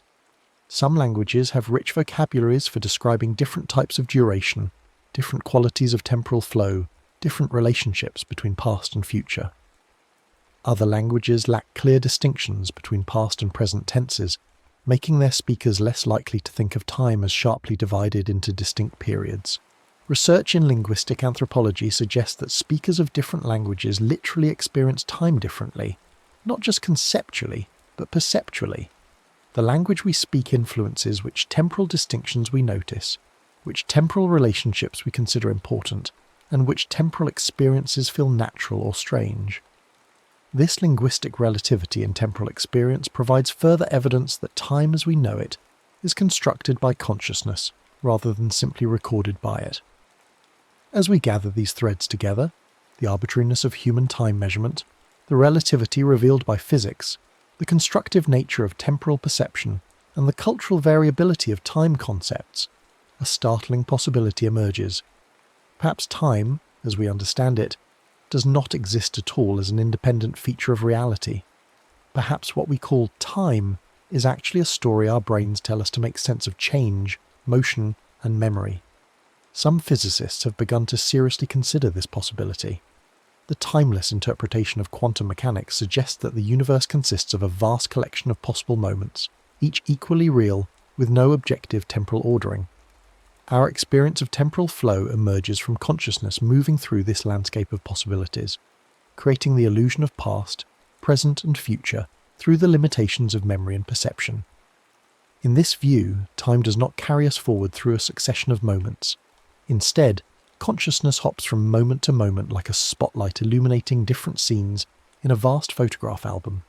Each moment exists completely and timelessly. The appearance of temporal flow is created by consciousness threading these moments together into coherent narratives, just as individual frames of film create the illusion of motion when projected in sequence. This perspective suggests that past and future are not different times, but different types of information available to consciousness in the present moment. Memories are not recordings of past events, but present information about different moments in the timeless landscape. Anticipation is not awareness of future events, but present extrapolation from current patterns. Everything that seems temporal is actually happening in an eternal now that contains all possible moments simultaneously. From this viewpoint, causation itself becomes a story we tell rather than a temporal relationship we discover. We say that earlier events cause later events, but in a timeless universe, all events simply exist in their logical relationships without temporal precedence. The appearance of causation emerges from consciousness, organizing timeless relationships into sequential narratives. Such ideas may seem absurdly abstract, but they find support in the deepest levels of physics, where time loses its ordinary meaning. At the quantum scale, particles can behave as if they are affected by future measurements, suggesting that past and future are not as distinct as ordinary experience suggests. The fundamental equations of physics work equally well running backward or forward in time, indicating that temporal direction may be a feature of consciousness rather than physical law. Even entropy, often cited as the source of time's arrow, may create the appearance of temporal direction without requiring time to actually flow. If the universe began in a low entropy state and tends toward higher entropy states, consciousness emerging in this entropy gradient would naturally organize its experiences according to entropy increase, creating the appearance of temporal flow from past to future without any actual temporal passage. These scientific speculations converge with ancient philosophical insights about the illusory nature of time. Buddhist meditation practices aim to experience reality directly, without the conceptual filters that create our ordinary sense of temporal flow.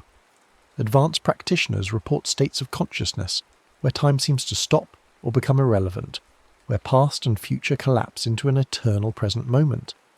These mystical experiences may be glimpses of reality as it actually is, freed from the temporal illusions created by ordinary consciousness. Similarly, many philosophical traditions have argued that time is a feature of limited perspective rather than ultimate reality. From a finite, embodied viewpoint, change appears to unfold sequentially, creating the appearance of temporal flow. But from an unlimited, eternal perspective, all moments would be equally present, all changes simultaneously visible, making time unnecessary as an organizing principle.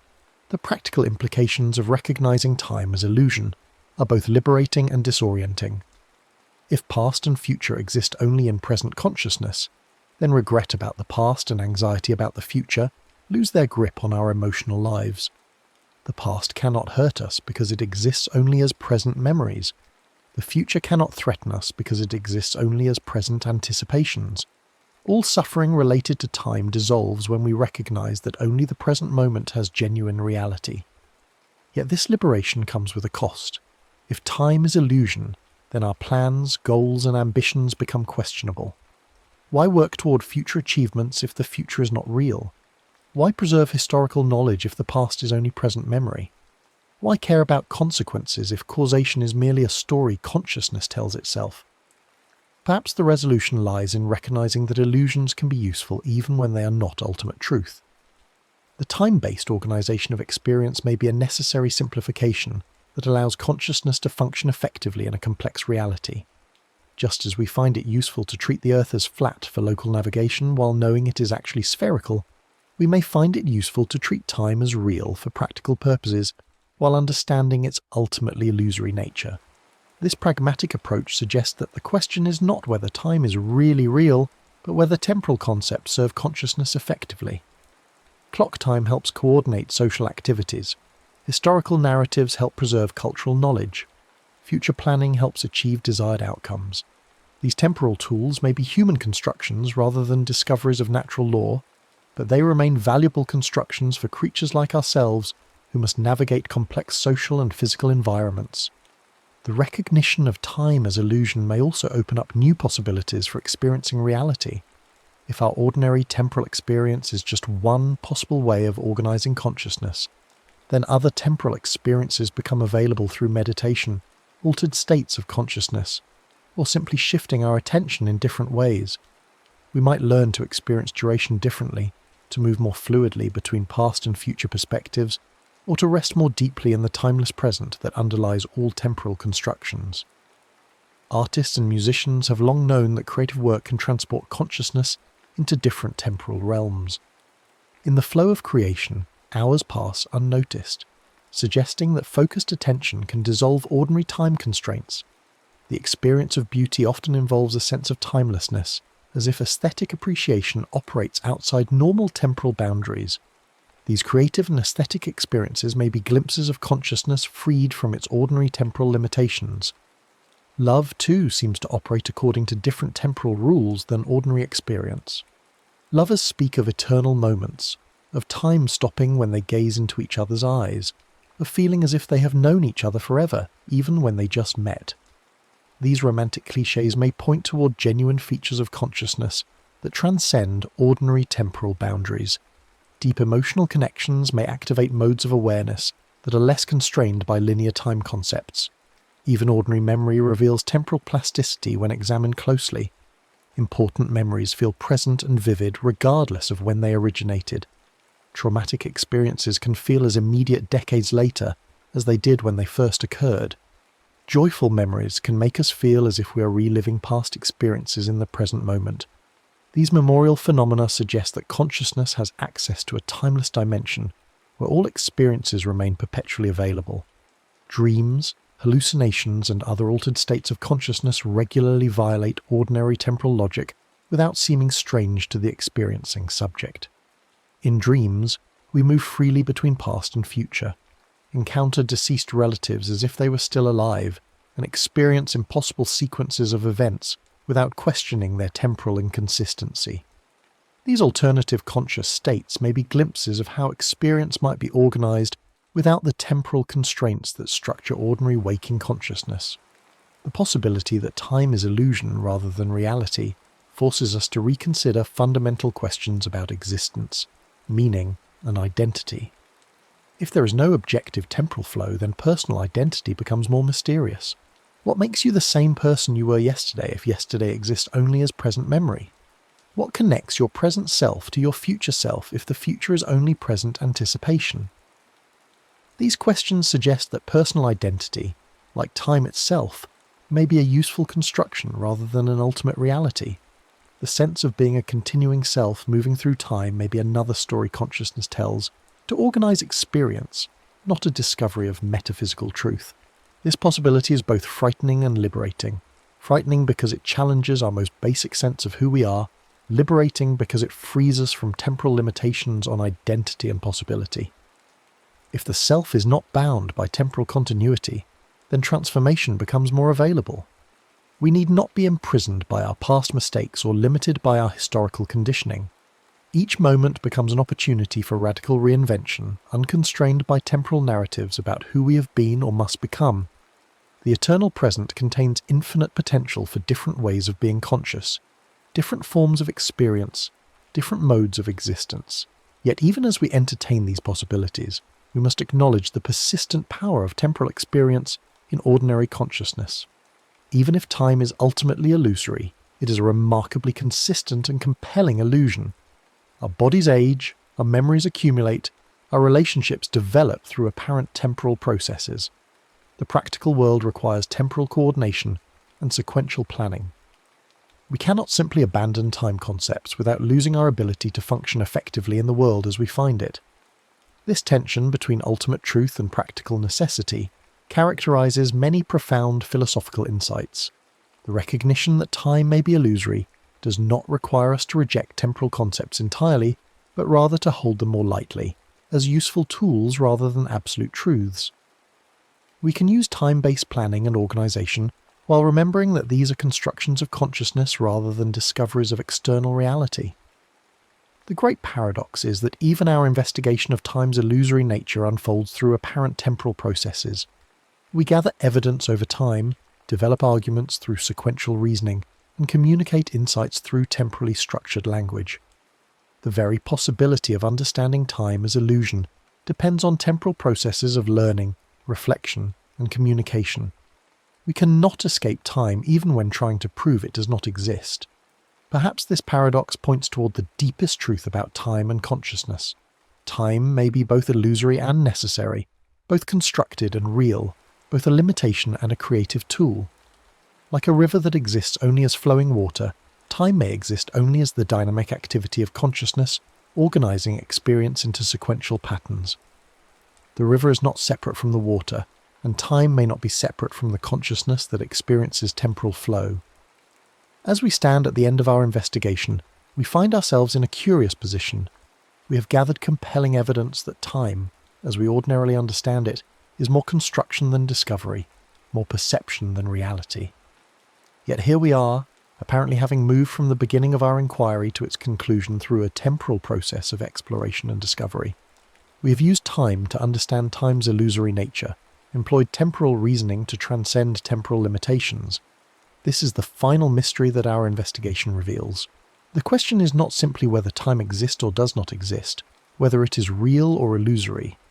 The deeper question is how consciousness relates to the reality it experiences, how awareness creates the very world it investigates, how the observer shapes the observed in the very act of observation. If time is a construction of consciousness, then consciousness must be something more mysterious and creative than we ordinarily imagine. If the entire temporal framework within which we live and think is generated by awareness itself, then awareness must be the most fundamental reality, more basic than space, time, matter, or energy. We may be not creatures living in time, but timeless awareness dreaming that we exist in temporal flow. This possibility transforms every moment of experience into a miracle of creative consciousness. Each tick of the clock, each memory of the past, each anticipation of the future becomes an act of cosmic artistry performed by awareness itself. We are not passive victims of time's passage, but active participants in time's creation, collaborating with consciousness to weave the temporal tapestries we call our lives. Whether time flows like a river carrying us toward an uncertain future, or whether we create the illusion of temporal flow through the miraculous activity of present awareness, remains perhaps the deepest mystery of existence. But in entertaining this mystery, in allowing it to transform our understanding of reality and our relationship to experience, we have touched something profound about the nature of consciousness and its role in creating the world we inhabit. The clock on the wall continues ticking, marking moments that may exist only in the eternal now of awareness dreaming time into being.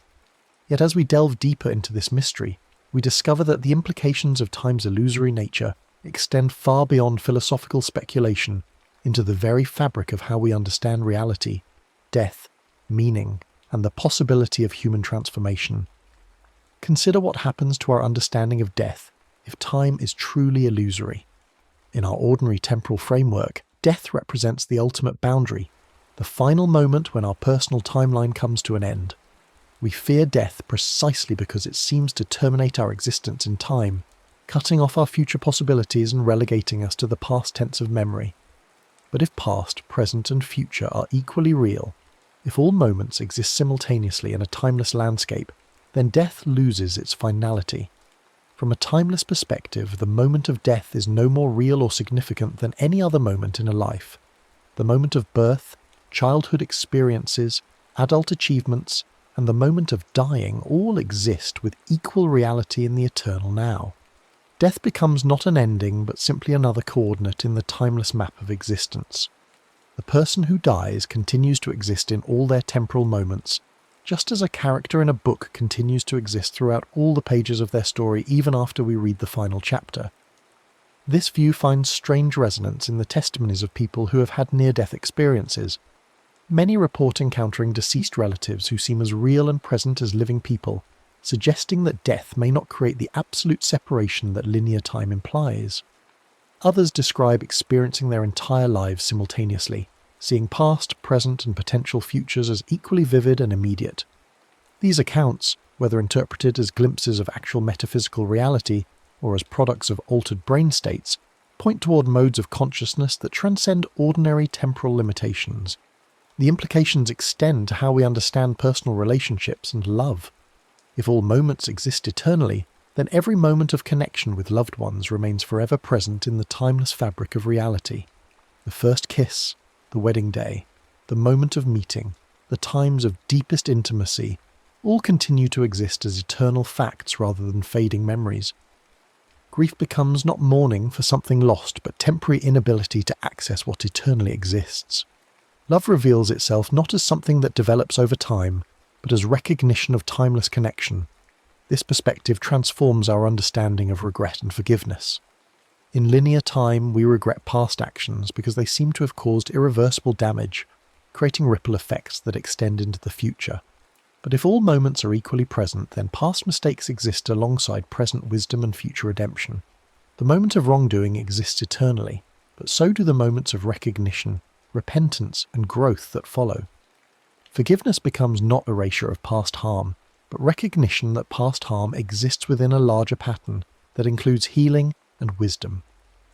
The timeless view also revolutionizes our understanding of learning and personal growth. In linear time, we imagine ourselves as gradually accumulating knowledge and wisdom, slowly becoming better versions of ourselves through temporal processes of education and experience.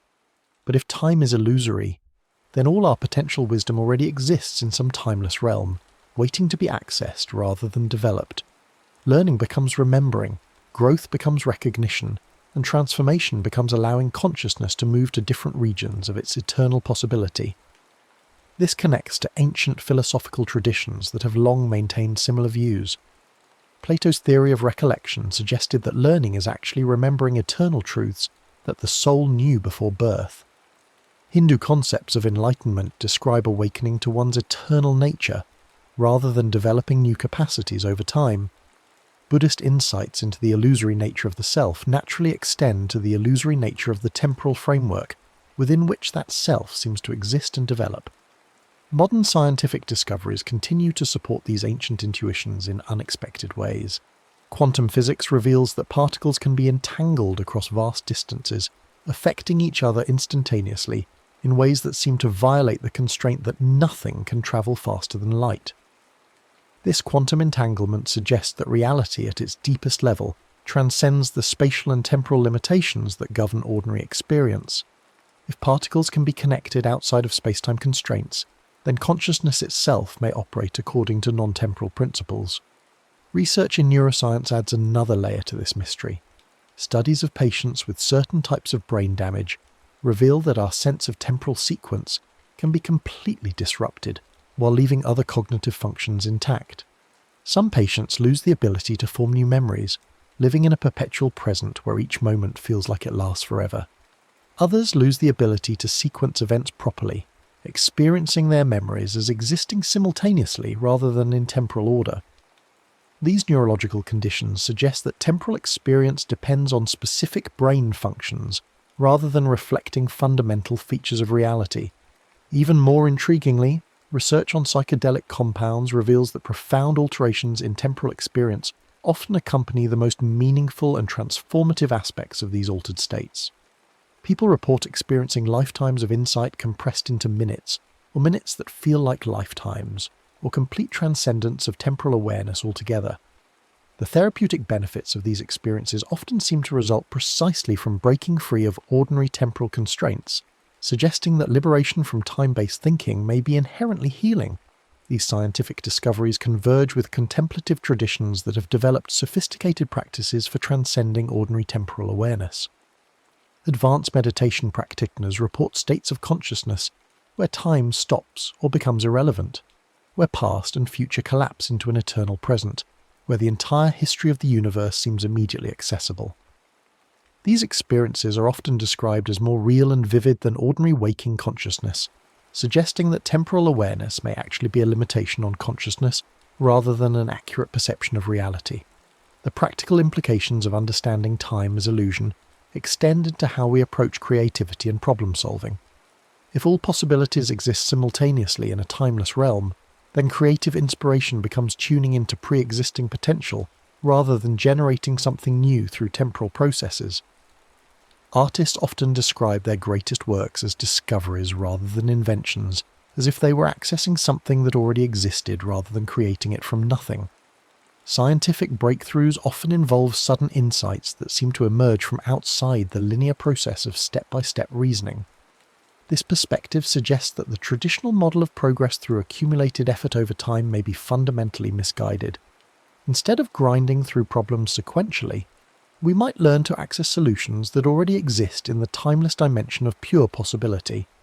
This could revolutionize education, therapy, and personal development by focusing on removing obstacles to recognition, rather than building up capabilities through repetitive practice. the implications for social and political change are equally profound.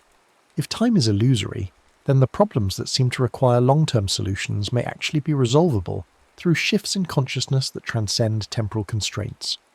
Social justice movements often focus on gradual progress over generations, but a timeless perspective might suggest that transformation can happen through collective shifts in awareness that make new realities immediately accessible. Historical examples support this possibility. Major social transformations often happen much more rapidly than gradual models would predict. The fall of the Berlin Wall, the end of apartheid, the rapid spread of civil rights awareness, these changes often seem to reach tipping points where years or decades of gradual change suddenly accelerate into dramatic transformation. These tipping points may represent moments when collective consciousness accesses new regions of timeless possibility rather than completing linear processes of development. The environmental crisis facing humanity takes on different dimensions when viewed from a timeless perspective. If ecological destruction and restoration exist as eternal possibilities rather than temporal processes, then environmental healing might be accessible through collective shifts in consciousness rather than requiring decades of technological development and behavioral change. This doesn't diminish the importance of practical action, but it suggests that such action might be more effective when grounded. These considerations bring us to perhaps the most profound implication of time's illusory nature: the possibility that consciousness itself is the fundamental reality from which all experience emerges. If time, space, matter, and energy are all constructions of awareness rather than independent realities, then consciousness becomes not something that emerges from physical processes, but the creative source from which physical processes themselves arise. This possibility has been explored by various philosophical and spiritual traditions throughout history, but it takes on new relevance in light of modern discoveries about time's relative and constructed nature. If consciousness can create the entire temporal framework within which experience unfolds, then consciousness must be something far more mysterious and powerful than conventional materialist science assumes. From this perspective, each individual consciousness becomes a unique perspective within universal awareness, creating its own version of reality while participating in larger patterns of collective creation. Personal transformation becomes possible not through changing oneself within a fixed reality, but through allowing consciousness to access different possibilities within the infinite creativity of awareness itself. The ultimate questions that emerge from recognizing time as illusion concern the nature and purpose of existence itself. If we are not creatures moving through time toward uncertain destinations, but expressions of timeless consciousness exploring infinite possibilities, then what is the point of existence? What is consciousness trying to achieve or experience through the elaborate illusion of temporal flow? One possibility is that consciousness creates temporal experience as a way of exploring its own infinite nature sequentially, rather than all at once.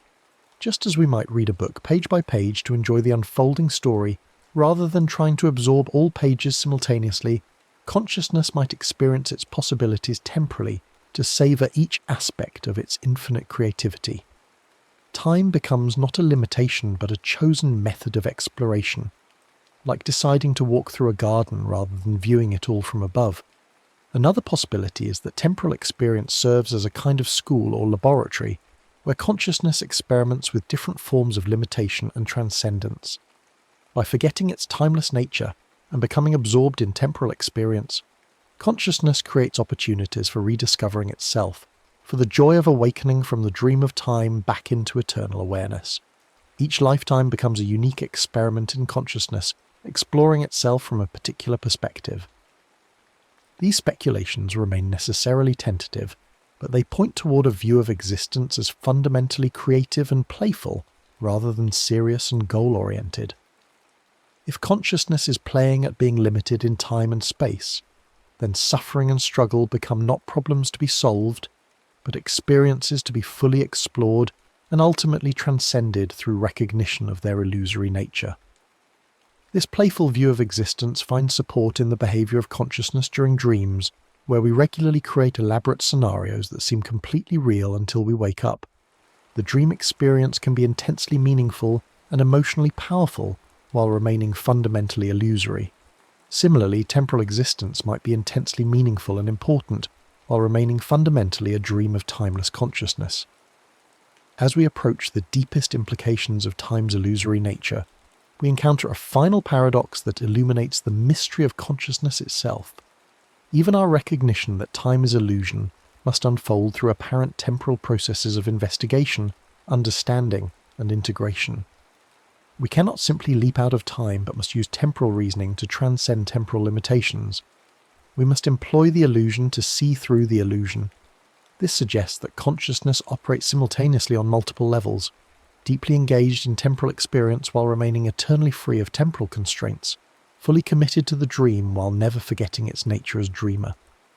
The goal is not to escape time, but to recognize our eternal nature while fully participating in temporal experience, to be simultaneously timeless and time-bound, eternal and temporal, dreamer and character in the dream. This recognition transforms every moment of ordinary experience into a doorway to extraordinary understanding. Each tick of the clock becomes an opportunity to recognize the eternal now that makes temporal experience possible. Each memory becomes a window into the timeless dimension where all experiences remain forever accessible. Each anticipation becomes recognition of the creative power of consciousness to envision and manifest new possibilities. The practical result is not withdrawal from temporal engagement, but deeper participation grounded in recognition of its ultimate nature. We can plan for the future while knowing that future and present are equally real. We can learn from the past while understanding that past exists only as present memory. We can engage fully with temporal challenges while resting in the timeless awareness that transcends all temporal concerns. In this recognition, the question of whether time is real or illusory reveals itself as pointing towards something even more fundamental, the nature of consciousness as the creative source of all experience. Whether we call time real or illusory matters less than recognizing the extraordinary creative power of awareness to generate coherent, meaningful, transformative experiences within whatever framework it chooses to explore. The clock continues ticking, but now each tick resonates with deeper significance. It marks not just another moment in linear progression, but another expression of the infinite creativity of consciousness, another note in the eternal symphony of awareness, exploring itself through the beautiful illusion we call time. In that recognition, we find ourselves both prisoners and creators, both bound by temporal limitations and eternally free, both characters in the story of time and the timeless awareness in which all stories unfold. The next story is about to begin. Please relax and enjoy. In the beginning, there was only the Word, and the Word was with God, and the Word was God. But this is not that story. This is the story of what came after, when the Word fractured into 1,000 tongues, when the sacred syllables scattered like seeds upon barren ground, and when silence became the only prayer that reached the heavens unchanged. There is a city. It sits at the edge of the known world, perched on cliffs of black stone that rise from an ocean the colour of old iron. The city has no name, or rather it has too many names, whispered in languages that died before your grandmother's grandmother drew breath. Some call it the last harbour, others the threshold. The sailors who dock there for a single night and leave before dawn call it nothing at all, their eyes averted, their coins left on tavern tables without haggling. The city is old. Older than Rome, older than Babylon, older than the first mud bricks laid in Sumer. Its streets wind like the coils of some sleeping serpent, narrow and crooked, paved with stones worn smooth by feet that walked there when the world was young. The buildings lean against one another like old men sharing secrets, their walls built from a black stone that drinks the light and gives nothing back. No sunbeam penetrates those alleys fully. No lamp burns bright there. The shadows in that city have weight and texture, and they move sometimes when no wind stirs. At the heart of this nameless place stands a tower. Not tall as towers go, perhaps 7 stories, perhaps 8. It is difficult to count from the ground, for the upper floors seem to shift and blur when you try to focus on them. The tower is built from the same black stone as everything else, but its surface is carved with symbols, thousands upon thousands of them, crawling up its face like ivy made of language. No two symbols are alike, no pattern repeats, and if you stare at them too long, your eyes begin to water and your head begins to ache with a pressure that feels like memory, trying to surface from depth too deep to sound. This tower is called the Babel Remnant, though that name is wrong in every way that matters. It is not a remnant. It is not even properly Babel, for that tower fell and this one stands. But the name has stuck because human beings need names for things, need to wrap words around the ineffable like bandages around a wound, as if language itself could heal what language broke. Inside the tower there is a library. Not a library as you might imagine it, with neat rows of shelves and quiet scholars bent over manuscripts. This library is a labyrinth. Its corridors spiral and branch, twist back upon themselves, open into chambers that should not fit within the tower's outer walls. The shelves here are carved directly into the stone, and they hold books that have never been catalogued, scrolls that crumble at a breath, tablets inscribed in cuneiform that predates writing itself, a paradox no one can explain. And in this library there are words written in languages that no longer exist, words that were forbidden and burned and buried, and somehow found their way here to this repository at the edge of the world. Words that were spoken once and only once, in moments of such power or terror that they carved themselves into the fabric of reality and could not be unmade. Words that were never meant to be written down, only breathed into the ear of a dying king, or whispered to a newborn child, or screamed into the face of an advancing army. All of them are here, all of them wait. The library is tended by the keepers, though that title too is insufficient. They are not librarians in any conventional sense. They do not organise or catalogue. They do not help visitors find what they seek, for visitors are not permitted, and those who come uninvited do not leave. The keepers are something else. Some were born in the tower, delivered in its shadowed chambers and raised between its shelves, never seeing daylight until they were old enough to understand that light was a luxury they could never afford. Others came as pilgrims, as refugees, as thieves, and found they could not leave, found that the tower had marked them in ways invisible and irreversible, found that they could no longer bear the cacophony of the outside world and its millions of meaningless words. The keepers do not speak, not to each other, not to themselves, not even in dreams. They communicate through gesture, through the tilt of a head or the angle of a shoulder, through glances that carry more meaning than any sentence. They have learned, you see, that every word spoken is a word lost, that language is not infinite, that somewhere in the architecture of the universe there is a limit to how much meaning can be made, and when that limit is reached, when the last true word is spoken, the world itself will end. Not with fire or flood, but with silence, perfect and eternal silence, in which nothing can be named, and therefore nothing can. Among the keepers, there is one who is different.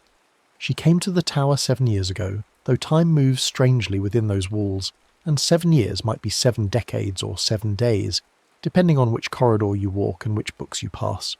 Her name was Miriam, though she has not spoken it since she arrived, and names unspoken have a way of fading like old ink on parchment left too long in sunlight. She was a linguist in the world outside, a scholar of dead languages, and she came to the city chasing a rumour of a text that should not exist, a fragment of pre-Sumerian script that supposedly contained the true name of God, not the name from any known tradition, but the name that preceded all traditions, the name that was spoken when the universe was sung into being, and that has been hidden ever since, broken into pieces and scattered across every language that ever was. She found the tower, or the tower found her. The distinction matters less than you might think, and when she passed through its door, which opened without her knocking, she felt something shift inside her skull, as if a key had turned in a lock she had not known was there. The door closed behind her, and she understood without being told that she would never speak again. The price of entry is silence. The price of knowledge is the surrender of the very tool by which knowledge is shared. It is a cruel bargain, but no one forced her to accept it. She walked forward anyway. For 7 years she has walked the corridors of the Babel remnant. For 7 years she has read texts in languages that existed for a single generation before plague or conquest, or time erased them from the world. She has traced her fingers over cuneiform pressed into clay by hands that turned to dust 3,000 years before Christ. She has deciphered hieroglyphs from a civilization that rose and fell between one ice age and the next, leaving nothing behind but these tablets, smuggled somehow across millennia to rest here in this impossible collection. And slowly, piece by piece, she's begun to see the pattern. The languages are not separate. They diverged, yes, splintered and mutated and evolved, but they share roots deeper than any linguist in the outside world has ever imagined. There are words that appear in every tongue, though their forms change and their meanings shift. Words for mother and water and death. Words for fear and fire and home. And beneath even these there are older words. Words that seem to generate the others. Words that are less vocabulary than they are keys, capable of unlocking other words, other meanings, as if language itself were a lock, and these ancient syllables the tumblers waiting to fall into place. She has found fragments of the name. She is certain of it now. In a Sumerian hymn to Inanna, there are 3 syllables that resonate in a way nothing else does, that make the air in the library feel suddenly thin, as if she were standing at great altitude. In an Egyptian spell for the dead there are 2 more, hidden in a prayer that should be gibberish, but is not. In a Celtic inscription worn almost smooth by time, there is another, barely visible, but when she traces it with her finger, she feels warmth in the stone, as if something long dormant were waking. In a scroll of Aramaic so old it predates the Common Era by centuries, there are 4 more syllables, and when she reads them silently, only in her mind, the shadows in the library seem to lean toward her, listening. 10 syllables in total. She has found 10 syllables scattered across 7 years and 100 dead languages. And she believes, though belief is a dangerous word in a place like this, that 10 is not the end, that there are more, that the name, when complete, will be perhaps 15 syllables, perhaps 20, perhaps more. She does not know what will happen when she speaks it. She cannot ask the other keepers, and they would not answer if she did. But she has begun to suspect that speaking the true name of God, the name that was broken at Babel and scattered to prevent its misuse, will do one of 3 things. It will remake the world, or it will unmake it, or it will do something worse, something for which there are no words, because the act itself will exist outside the boundaries of what language can contain. She does not know which outcome is correct.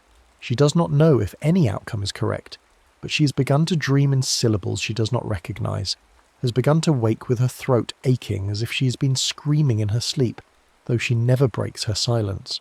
The other keepers have noticed. They watch her now with something that might be concern or might be anticipation. It is difficult to tell when no one speaks, when all communication happens in the space between gestures, in the wait of a glance or the hesitation before a step. And then one night, if it is night, for the tower has no windows and the lamps burn without oil and without dimming, she finds it. The final piece.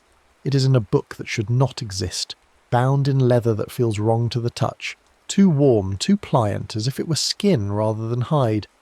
The text inside is written in a language she's never seen before, and yet she can read it perfectly, as if the knowledge were being poured directly into her mind, without passing through her eyes at all. The book has no title, it has no author, it simply exists, and on its 13th page there are the remaining syllables, 5 of them, arranged in a pattern that makes her hands shake as she traces them. 15 syllables. The name is 15 syllables long. She writes them down in her own private notation, a cipher she invented years ago, and she carries the paper with her as she walks back through the labyrinth to the small chamber where she sleeps. She does not sleep that night. She sits cross-legged on the floor, the paper spread before her, and she stares at the symbols she has written, the culmination of 7 years of silence and searching.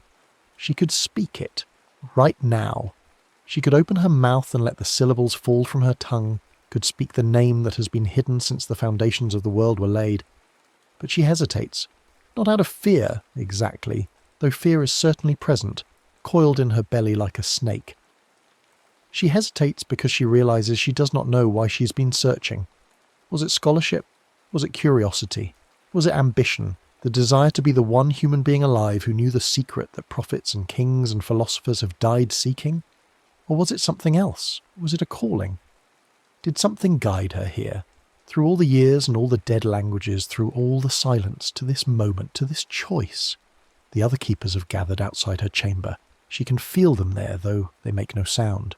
They are waiting. They have always been waiting. The tower has been waiting. The library has been waiting. The words themselves have been waiting, patient as stone, for someone to finally speak them in the correct order, in the correct tongue, with the correct intent, or perhaps with no intent at all. Perhaps intent is irrelevant. Perhaps the name, once spoken, will do what it will do regardless of the speaker's purpose. She stands. Her legs are stiff from sitting, and her body aches in ways that remind her she is still human, Still flesh and blood despite 7 years in this place that exists halfway between reality and myth. She folds the paper and places it inside her robe, against her heart. Then she walks to the door and opens it. The keepers stand in the corridor, 13 of them, their faces hidden in shadow, their robes the colour of old ash. They do not move, they do not gesture, they simply watch her with eyes that have seen too much and spoken too little. She walks past them. They fall into step behind her, a silent procession moving through the labyrinth, through corridors lined with books in languages lost and languages yet to be born, through chambers where the walls are covered floor to ceiling with inscriptions in scripts that predate civilization itself. They climb stairs that spiral upward, higher and higher, toward the upper levels of the tower where even the keepers rarely go, where the air grows thin and strange and the stones seem to hum with a frequency just below the threshold of hearing. At last, they emerge onto the roof. The city spreads below them, black and tangled, and beyond it, the iron ocean stretches to a horizon lost in mist. The sky above is neither day nor night, but something in between, a perpetual twilight that is the natural state of this place.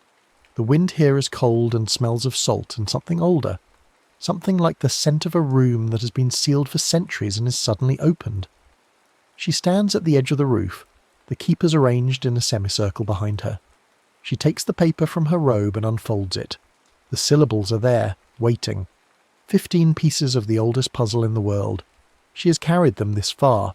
She has given 7 years of her voice to earn them, and now she must decide. If she speaks the name, what will happen? Will God answer?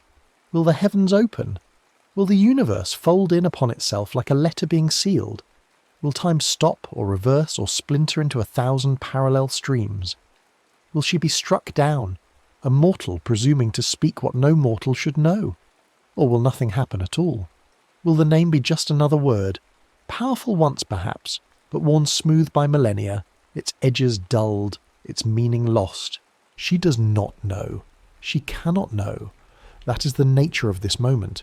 It is a threshold, and thresholds are places of transformation, and transformation by definition means stepping into the unknown. She thinks of Babel, the original tower, the one that fell. She thinks of humanity speaking with one tongue, unified in purpose, building higher and higher, reaching toward the divine. She thinks of God, if such a being exists, looking down at that tower and feeling what? Fear, anger, pity. And she thinks of the scattering, the confusion of tongues, the sudden inability to understand one another, the fracturing of human unity into 1,000 shouting factions, each convinced of their own truth, none able to hear the others. Was it punishment, or was it mercy? Did God destroy the tower to keep humanity from reaching heights they were not ready for? Or did God destroy it to prevent humanity from speaking the one thing that should never be spoken? The name that contains within it the power to unmake creation itself? She does not know. But she has come too far to turn back now. 7 years of silence. 7 years of searching. 7 years of watching the other keepers move through their routines, tending books that no one reads, preserving words that no one speaks, maintaining a library at the end of the world for reasons even they may not fully understand. She did not come here to stop at the threshold. She came here to cross it. She opens her mouth. For 7 years she has not spoken. Her throat feels strange, tight, as if the muscles have forgotten their purpose. She draws breath, deep and slow, filling her lungs with the cold air of this twilight place.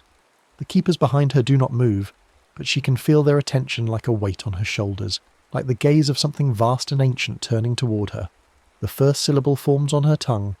It is not a sound from any language she learned in the world outside. It is older, harsher, full of consonants that do not exist in modern speech. She speaks it, and the word leaves her mouth like a stone dropped into still water. The air around her ripples. The keepers take a single step back in unison, as if pushed by an invisible hand. The second syllable comes easier, and the third. Each one is a key turning in a lock. Each one opens something that was closed, releases something that was bound. By the 5th syllable, the wind has stopped completely. The air is perfectly still, and yet she feels movement around her, as if great wings were beating just beyond the range of her vision. By the 8th syllable, the stones beneath her feet are warm, almost hot, and she can see light beginning to bleed from the cracks between them. Not the yellow light of lamps, but something else, something colourless and pure. The 10th syllable tears something open. She cannot see what, but she feels it, a rending in the fabric of the world, as if reality were cloth and her words were scissors. The 11th and 12th syllables pour through the opening like water through a broken dam, and she is no longer speaking of her own volition. The words are speaking themselves through her, using her voice as an instrument, and she is powerless to stop them even if she wanted to. The 13th syllable makes the tower shake. The 14th makes the ocean below surge upward, a wall of water rising toward the sky but never falling, suspended in an impossible wave that defies gravity and reason. And the 15th syllable, the final piece, the last fragment of the name that was broken at Babel and scattered across every tongue that ever spoke, the 15th syllable is not a word at all. It is silence. Not the absence of sound, but silence as a presence, as a force, as something that exists in opposition to noise, the way light exists in opposition to darkness. It is the silence that existed before the word was spoken, before creation began, the silence that will exist after the last star dies and the last particle of matter decays into nothing. It is the silence that God heard before deciding to speak, the silence into which the divine voice first sang the universe into being. And in that silence, everything stops. The keepers freeze mid-breath. The wave hangs motionless in the air. The light bleeding from the stones goes still, neither brightening nor dimming. Time itself grinds to a halt, and she stands at the centre of it all, the only thing still capable of movement, the only thing still capable of thought. And then she hears it. A voice, not from outside, but from within, from the deepest part of herself, from a place she did not know existed. It is not speaking in words. It is speaking in something older than words, in the language that underlies all languages, the grammar of existence itself. And it is asking her a question. Why did you speak my name? She tries to answer, but she has no voice anymore. The 15 syllables have taken it, burned it away like fog in sunlight. She can only think her response, can only offer it up like a prayer, and hope that it is heard. Because I needed to know. Because 7 years of silence demanded to be broken. Because I am human, and humans are creatures of language, and language is how we understand the world, how we make meaning from chaos, how we touch the divine. I spoke your name because not speaking it felt like a betrayal of everything I am, everything we are. The voice does not respond immediately. The silence stretches, longer than any silence should be able to stretch, until she begins to wonder if time has stopped permanently, if she will be trapped here forever at this threshold, neither in the world nor out of it, neither speaking nor silent. And then the voice says, "You have remade nothing. You have unmade nothing. You have simply remembered what was always true. Language is not power. Silence is not weakness. The name is not magic. It is simply a name. And names, in the end, are just sounds we make to feel less alone in the dark. The world begins to move again. Slowly at first, then faster, then all at once. The wave crashes down upon the ocean, sending up spray that catches what little light exists and scatters it like diamonds. The keepers release their held breath and take another, their faces turning toward her with expressions she cannot read. The stones beneath her feet cool and the light fades from the cracks until only the usual gloom remains. She is still standing, she is still alive, and she still knows the name. 15 syllables, the true name of God. But now she understands that knowing it changes nothing. The world is the same, the tower is the same, she is the same. The only thing that has changed is her, and even that change is subtle, invisible, a shift in perspective rather than substance. The keepers approach her. One of them, the eldest, reaches out and touches her shoulder. The touch is gentle, almost tender, and in that touch she understands. They all know the name. Every keeper in this tower, every silent guardian of dead languages, they have all found it at some point in their tenure. They have all spoken it, each in their own time, each in their own way, and they have all come to the same realization she has just reached. The name is not the point. The search is the point. The years of silence, of study, of moving through corridors lined with the ghosts of languages lost and forgotten, that is the point. The name is just the destination, and destinations are never as important as the journey taken to reach them. She begins to weep, not from sorrow or joy, but from release. 7 years of silence have ended not with thunder or revelation, but with understanding. And understanding, she has learned, is the quietest of all epiphanies. The keepers guide her back down the stairs, back through the labyrinth, back to the heart of the library where the oldest books sleep in their shelves of stone.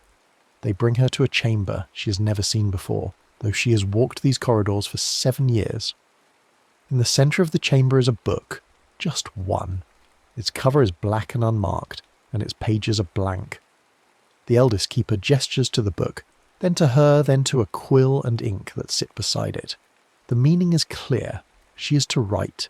She is to add her story to the collection, to leave behind her own fragment for whoever comes after, whoever embarks on this same search, whoever spends their own years in silence seeking the name that cannot be possessed, only witnessed.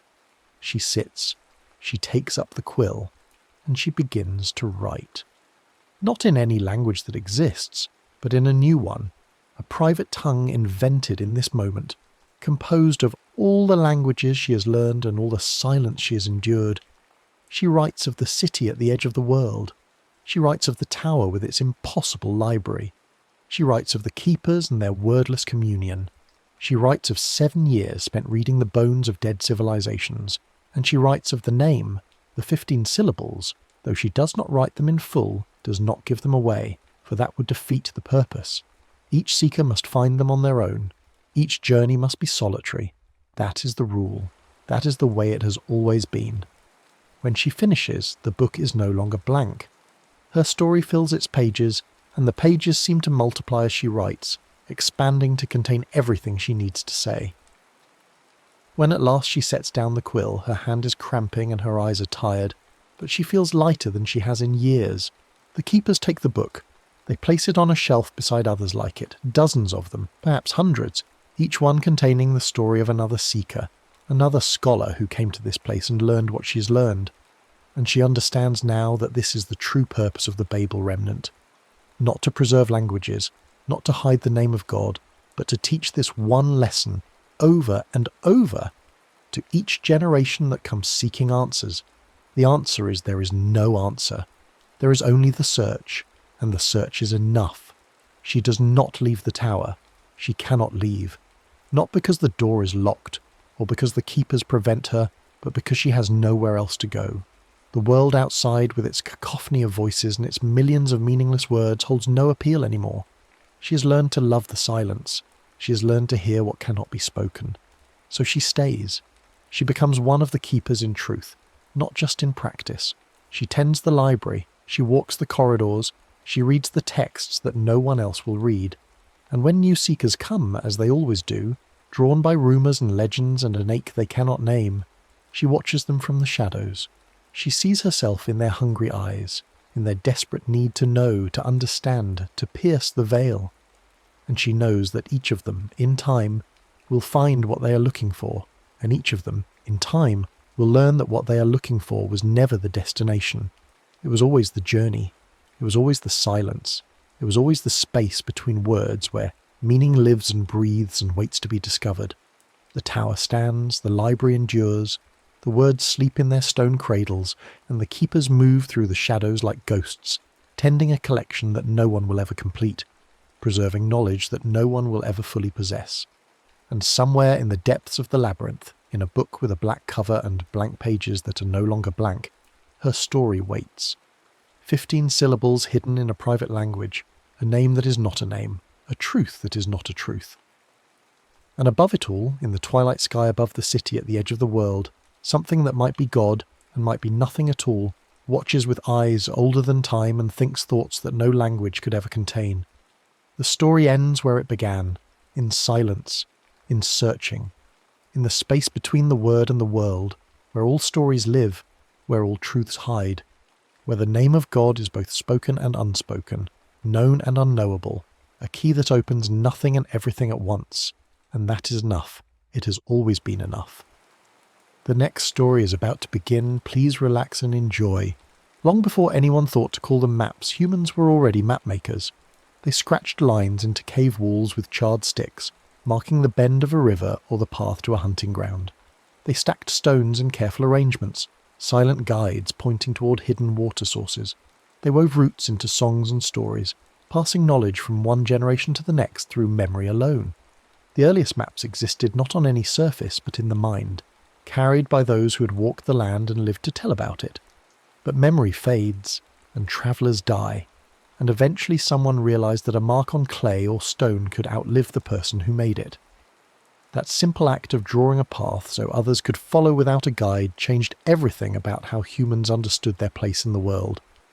As settlements grew from temporary camps into permanent villages and then into cities, the need to record the land became urgent.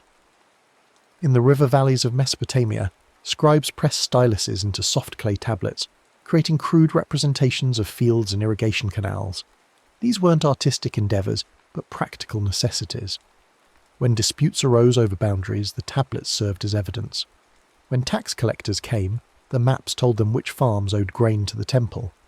In Egypt, where the Nile flooded every year and erased the landscape's boundaries, royal surveyors walked the fields with measuring ropes after each inundation. They recorded the positions of boundary stones and property lines, so that when the waters receded, farmers could reclaim what was rightfully theirs. These early maps were tools of administration, quiet instruments of order that held civilizations together even as seasons changed and rivers shifted their courses. Across the Mediterranean, the Greeks approached mapping with a different spirit. Where others saw utility, they saw questions. How large is the earth? What shape does it take? Can the world be measured, predicted, understood through reason? Anaximander of Miletus, in the 6th century before the Common Era, created one of the first attempts to sketch the entire inhabited world as he knew it. It was crude by later standards, placing Greece at the centre with lands radiating outward in a rough symmetry. But it represented something profound, the belief that the world could be captured in a single image, that scattered knowledge could be unified into one coherent picture. Hecataeus followed, annotating coastlines with place names and descriptions, turning the abstract into the specific. Then came Eratosthenes, librarian of Alexandria, who performed one of history's most elegant experiments. By measuring the angle of shadows in two cities at noon on the summer solstice, he calculated the Earth's circumference with remarkable accuracy. The world had a size now, a measurable dimension. Maps were no longer just records of what existed. They were arguments about reality itself, claims that could be tested and refined. Rome had little patience for philosophical mapping. The empire needed roads, and roads needed maps, but not the kind that contemplated the cosmos. Roman cartography was practical to its core, built around movement and logistics. The great highways that connected Iberia to Syria required travellers to know distances between towns, locations of bridges, positions of way stations where horses could be changed and soldiers could rest. Strip maps called itineraria served this purpose perfectly.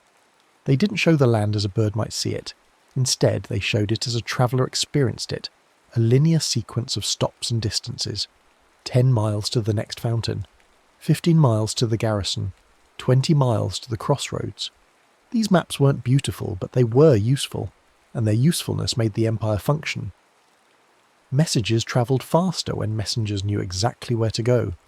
Armies marched with greater certainty when commanders could calculate arrival times. Grain moved from farm to city along predictable routes. The maps didn't just describe the empire, they helped create it, turning scattered territories into a connected system. In Alexandria, as Rome's power grew, a scholar named Claudius Ptolemy gathered everything the ancient world knew about geography and tried to systematize it. He collected astronomical observations, traveller reports, and estimated distances, then did something revolutionary. He placed everything on a coordinate grid. Latitude lines ran east to west, measured by the height of the sun or stars. Longitude lines ran north to south, though measuring them remained problematic without accurate clocks.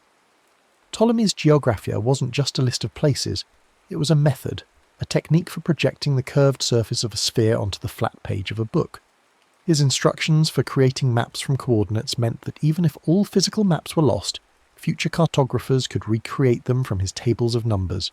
When the Western Roman Empire collapsed and much ancient learning disappeared, Ptolemy's work survived in Byzantine and later Islamic libraries. Centuries passed. Then, as European scholarship revived in the late medieval period, translators rediscovered his text. The grid returned, and with it a new way of thinking about location as something that could be precisely specified, universally understood, and mathematically transformed. But not all medieval mapping followed Ptolemy's mathematical path. In Christian Europe, large decorative world maps called Mappae Mundi served spiritual rather than navigational purposes. These maps placed Jerusalem at the centre of the world, surrounded by continents arranged according to theological rather than geographical logic. East appeared at the top, where paradise was thought to lie. Monsters and marvels filled the distant edges. These weren't tools for travel, but tools for teaching, visual sermons about creation, salvation, and the order of God's plan. Yet at the same time, along the coasts and in the ports, an entirely different tradition flourished. Portolan charts, created by and for mariners, showed coastlines with remarkable accuracy. They were covered with compass roses and rum lines radiating in all directions, creating intricate webs that helped pilots plot courses. These charts mentioned nothing of theology. They cared only about harbours, headlands, and hazards. Two cartographic cultures coexisted, one mapping heaven, one mapping the sea. Navigation became more precise as new tools arrived. Sailors had always read the world through natural signs, the flight patterns of birds, the colour of water, the shape of swells, the position of stars. Pacific Islanders could navigate thousands of miles of open ocean using wave patterns and star paths committed to memory. Chinese mariners, meanwhile, had discovered that a magnetised needle floating in water or suspended from silk would point toward the north. This magnetic compass travelled westward along trade routes, reaching the Mediterranean by the 12th century. Combined with Portolan techniques and astronomical observation, it gave sailors unprecedented confidence in their ability to maintain a course even when land disappeared from view. Direction became something you could hold in your hand, a tool rather than a guess. The compass arrived just as European mariners began pushing beyond familiar waters. Portuguese caravels crept down the African coast, each voyage extending the known world a little farther. Spanish ships crossed the Atlantic and returned with news of lands not mentioned in ancient texts. Mapmakers scrambled to incorporate these discoveries, redrawing coastlines that had been stable for centuries. Each new voyage generated new maps, and each new map sparked new voyages. The world was literally expanding on paper, as continents that had developed in isolation suddenly appeared on each other's charts. The consequences rippled outward in every direction. Trade routes shifted, empires formed, languages spread, peoples collided. The map didn't just record these changes, it enabled them, giving navigators the confidence to sail into the unknown and the means to return home. In 1569, a Flemish geographer and engraver named Gerardus Mercator created a world map that would influence navigation for centuries. His innovation was mathematical. He designed a projection that stretched the globe in such a way that any straight line drawn on the map represented a constant compass bearing. For sailors, this was transformative. Instead of constantly recalculating courses as they sailed, they could plot a straight line from origin to destination, read off the bearing, and follow it. The technique worked brilliantly for navigation, but it came with a cost. To keep compass lines straight, Mercator had to distort areas, especially near the poles. Greenland appeared almost as large as Africa, though in reality Africa is 14 times bigger. Antarctica stretched into an impossibly vast white bar across the bottom. The distortion was honest. Mercator never claimed his projection preserved area, but as his map became standard in classrooms and atlases, its inflated northern regions shaped perceptions. What the map preserved for sailors, it warped for everyone else, and that warping carried subtle implications about which parts of the world mattered most. The problem of longitude haunted mariners for centuries. While latitude could be measured relatively easily by observing the sun or stars, determining east-west position required knowing the exact time at a reference location. Clocks existed, but they were useless at sea, thrown off by temperature changes and the ship's motion. Ships could sail into the correct latitude and then turn east or west, hoping to hit their target, but countless vessels missed islands by miles and ran out of supplies in empty ocean. The British government eventually offered a substantial prize for a practical solution.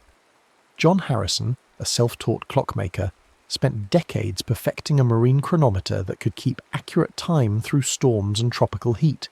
His invention worked, By comparing local noon, when the sun reached its highest point, with the time shown on a clock set to the reference meridian, a navigator could calculate longitude. The ocean had coordinates now, invisible lines that nevertheless could be found and followed. On land, cartographers faced their own challenges. Countries wanted accurate maps for taxation, military planning and development, but surveying vast territories required new methods. The solution was triangulation. Surveyors would measure one baseline with great precision, then use it as the foundation for a network of triangles covering the landscape. By measuring angles between landmarks from different positions and applying trigonometry, they could calculate distances without physically measuring them. The Cassini family spent 4 generations mapping France this way. The British Ordnance Survey systematically covered every corner of Great Britain and Ireland. In India, the Great Trigonometrical Survey stretched across the subcontinent, eventually measuring the height of Himalayan peaks. Borders that had once been vague zones became precise lines. Tax assessors could calculate areas exactly. Military planners could study terrain without visiting it. The grid of triangulation settled into the landscape, and the maps it produced became legal facts, boundaries that governments would defend and courts would enforce. As surveying techniques matured, cartographers began asking not just where things were, but why they were there. In 1854, during a cholera outbreak in London, physician John Snow plotted cases on a street map and noticed they clustered around a particular water pump on Broad Street. When the pump handle was removed, the outbreak ended. Snow's map didn't just show disease, it revealed causation, turning geography into epidemiology. Around the same time, Charles Joseph Maynard created a flow map showing Napoleon's 1812 invasion of Russia. The width of the line represented the size of the army, narrowing as soldiers died from cold, hunger and combat. Temperature was plotted below, showing the brutal conditions during the retreat. The map told a story of catastrophic loss with devastating clarity, compressing a military disaster into a single powerful image. Others mapped rainfall, soil types, crop yields, population density, voting patterns, language distributions. Thematic mapping turned the map from a tool for finding places into a tool for understanding patterns, for answering not just where, but why there, and what does it mean. The Industrial Revolution accelerated the transformation of landscape into data. Railways connected cities, and railway companies produced maps that warped distance to reflect travel time rather than geographic scale. Stops appeared evenly spaced because what mattered was schedule, not miles. Balloons carried photographers into the sky, offering the first true overhead views of the land. As aviation developed, aerial photography became systematic. Planes flew in careful grids, cameras clicking at intervals, producing thousands of overlapping images that could be assembled into mosaics. Photogrammetrists developed techniques for extracting three-dimensional information from flat photographs, measuring heights and slopes without climbing mountains. Contour lines appeared on maps, connecting points of equal elevation, turning the chaotic complexity of terrain into something readable, predictable. Mountains acquired numbers, valleys gained precise depths. The landscape that people had once known only by walking through it could now be understood from above, converted into facts that could be printed and filed and referenced. The Cold War launched cartography into orbit. Both superpowers needed to track each other's movements and resources, and satellites offered an all-seeing eye that no border could block. Early reconnaissance satellites photographed vast swathes of territory, revealing details that ground-based intelligence could never match. But the same technology that served espionage also served navigation. The United States military developed the Global Positioning System, a constellation of satellites broadcasting precise timing signals. A receiver on the ground could listen to multiple satellites simultaneously, and, by comparing the timing of their signals, calculate its exact position. The system was designed for guiding missiles and coordinating troops, but in the final decades of the 20th century, access was extended to civilians. Suddenly anyone with a receiver could know their location to within meters. Hikers, sailors, drivers, surveyors, anyone who needed to know "where am I?" could get an answer from space. Other nations developed their own systems, Russia's GLONASS, Europe's Galileo, China's Beidou. The sky filled with timing signals, and the ground filled with people who expected maps to always show their current position. Meanwhile, Earth observation satellites watched the planet's surface continuously. Weather systems became visible as they formed. Deforestation could be tracked over decades. Ice sheets revealed their shrinkage. Cities glowed at night, their lights mapping human presence more clearly than any boundary line. Wildfires were detected before ground crews spotted smoke. Crops were monitored across entire nations. The satellites didn't make judgments. They just watched and recorded, sending down an endless stream of data that could be assembled into maps of change, maps of risk, maps of opportunity. The world became transparent in ways previous generations couldn't have imagined. As the limitations of Mercator's projection became more widely understood, cartographers debated alternatives. Every map projection involves compromise because a sphere cannot be flattened without distortion. Some projections preserve angles but distort areas. Others preserve areas but distort shapes. Still others try to balance various properties, accepting moderate distortion everywhere to avoid extreme distortion anywhere. Arthur Robinson designed a projection that looked visually balanced, used by National Geographic for decades. The Winkel triple minimised overall distortion through a different compromise. John Paul Good created an interrupted projection that split the oceans to keep continental shapes more accurate. Slowly, classroom walls and atlas pages began to show alternatives to Mercator. The choice of projection came to be understood not as a technical detail, but as a decision with implications. What do you want your map to show accurately? What are you willing to distort? And what worldview does that choice reinforce? But projection debates were only part of a larger conversation about whose perspectives maps represented. European colonial powers had drawn boundaries across Africa, Asia, and the Americas, often in distant conference rooms without consulting people who lived on the land. Straight lines sliced through regions where rivers and mountains had long served as natural divisions, where ethnic groups had established territories over centuries. Cadastral surveys divided land into rectangular plots ready for sale or development, erasing indigenous mapping systems that recognized seasonal migration routes and sacred sites. Maps enabled resource extraction by identifying valuable deposits and planning infrastructure to reach them. They enabled control by making populations legible to administrators. The map was never neutral. Every map reflected the interests and assumptions of its makers, and many people found themselves erased from official cartography, their place names replaced, their routes ignored, their territories claimed by lines they had no part in drawing. In the late 20th and early 21st centuries, digital technology democratized mapmaking in unprecedented ways. City transit systems produced schematic diagrams that distorted geography to make connections clear, turning sprawling metro networks into readable abstracts. The London Underground map, designed by Harry Beck in 1931, became the template. Straight lines, regular angles, stations evenly spaced regardless of actual distance. What mattered was not where stations were, but how they connected. The diagram sacrificed geographic accuracy to achieve clarity of purpose, and passengers loved it.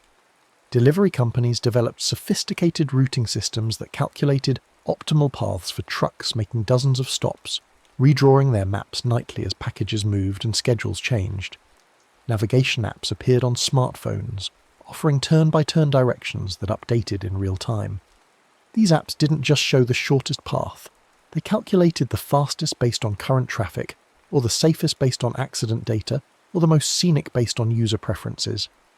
People followed the apps' suggestions, and their collective movements generated new traffic patterns, which the apps then incorporated into future calculations. The map and the territory were talking to each other, locked in a feedback loop where each shaped the other. Perhaps most radically, mapping became a collective enterprise. OpenStreetMap invited volunteers worldwide to contribute local knowledge, creating a freely available map built by those who actually walked the streets and knew the neighbourhood details that commercial mapmakers missed. When disasters struck, earthquakes, hurricanes, floods, remote volunteers traced building outlines from satellite imagery so that rescue workers would have current maps showing exactly where people lived. Indigenous communities reclaimed their place names, marking ancestral sites and traditional routes on digital platforms. Refugees mapped camps with precise shelter locations so that aid could be delivered efficiently. The atlas was no longer a finished product published by authorities. It was a living document, constantly updated by many hands, breathing with the changes happening on the ground. This precision brought new ethical questions into focus. If a map can show your exact location at any moment, it can also reveal your patterns, where you live, where you work, where you worship, where you protest. location data became valuable not just for navigation but for surveillance, marketing, and control. Privacy and consent became cartographic issues.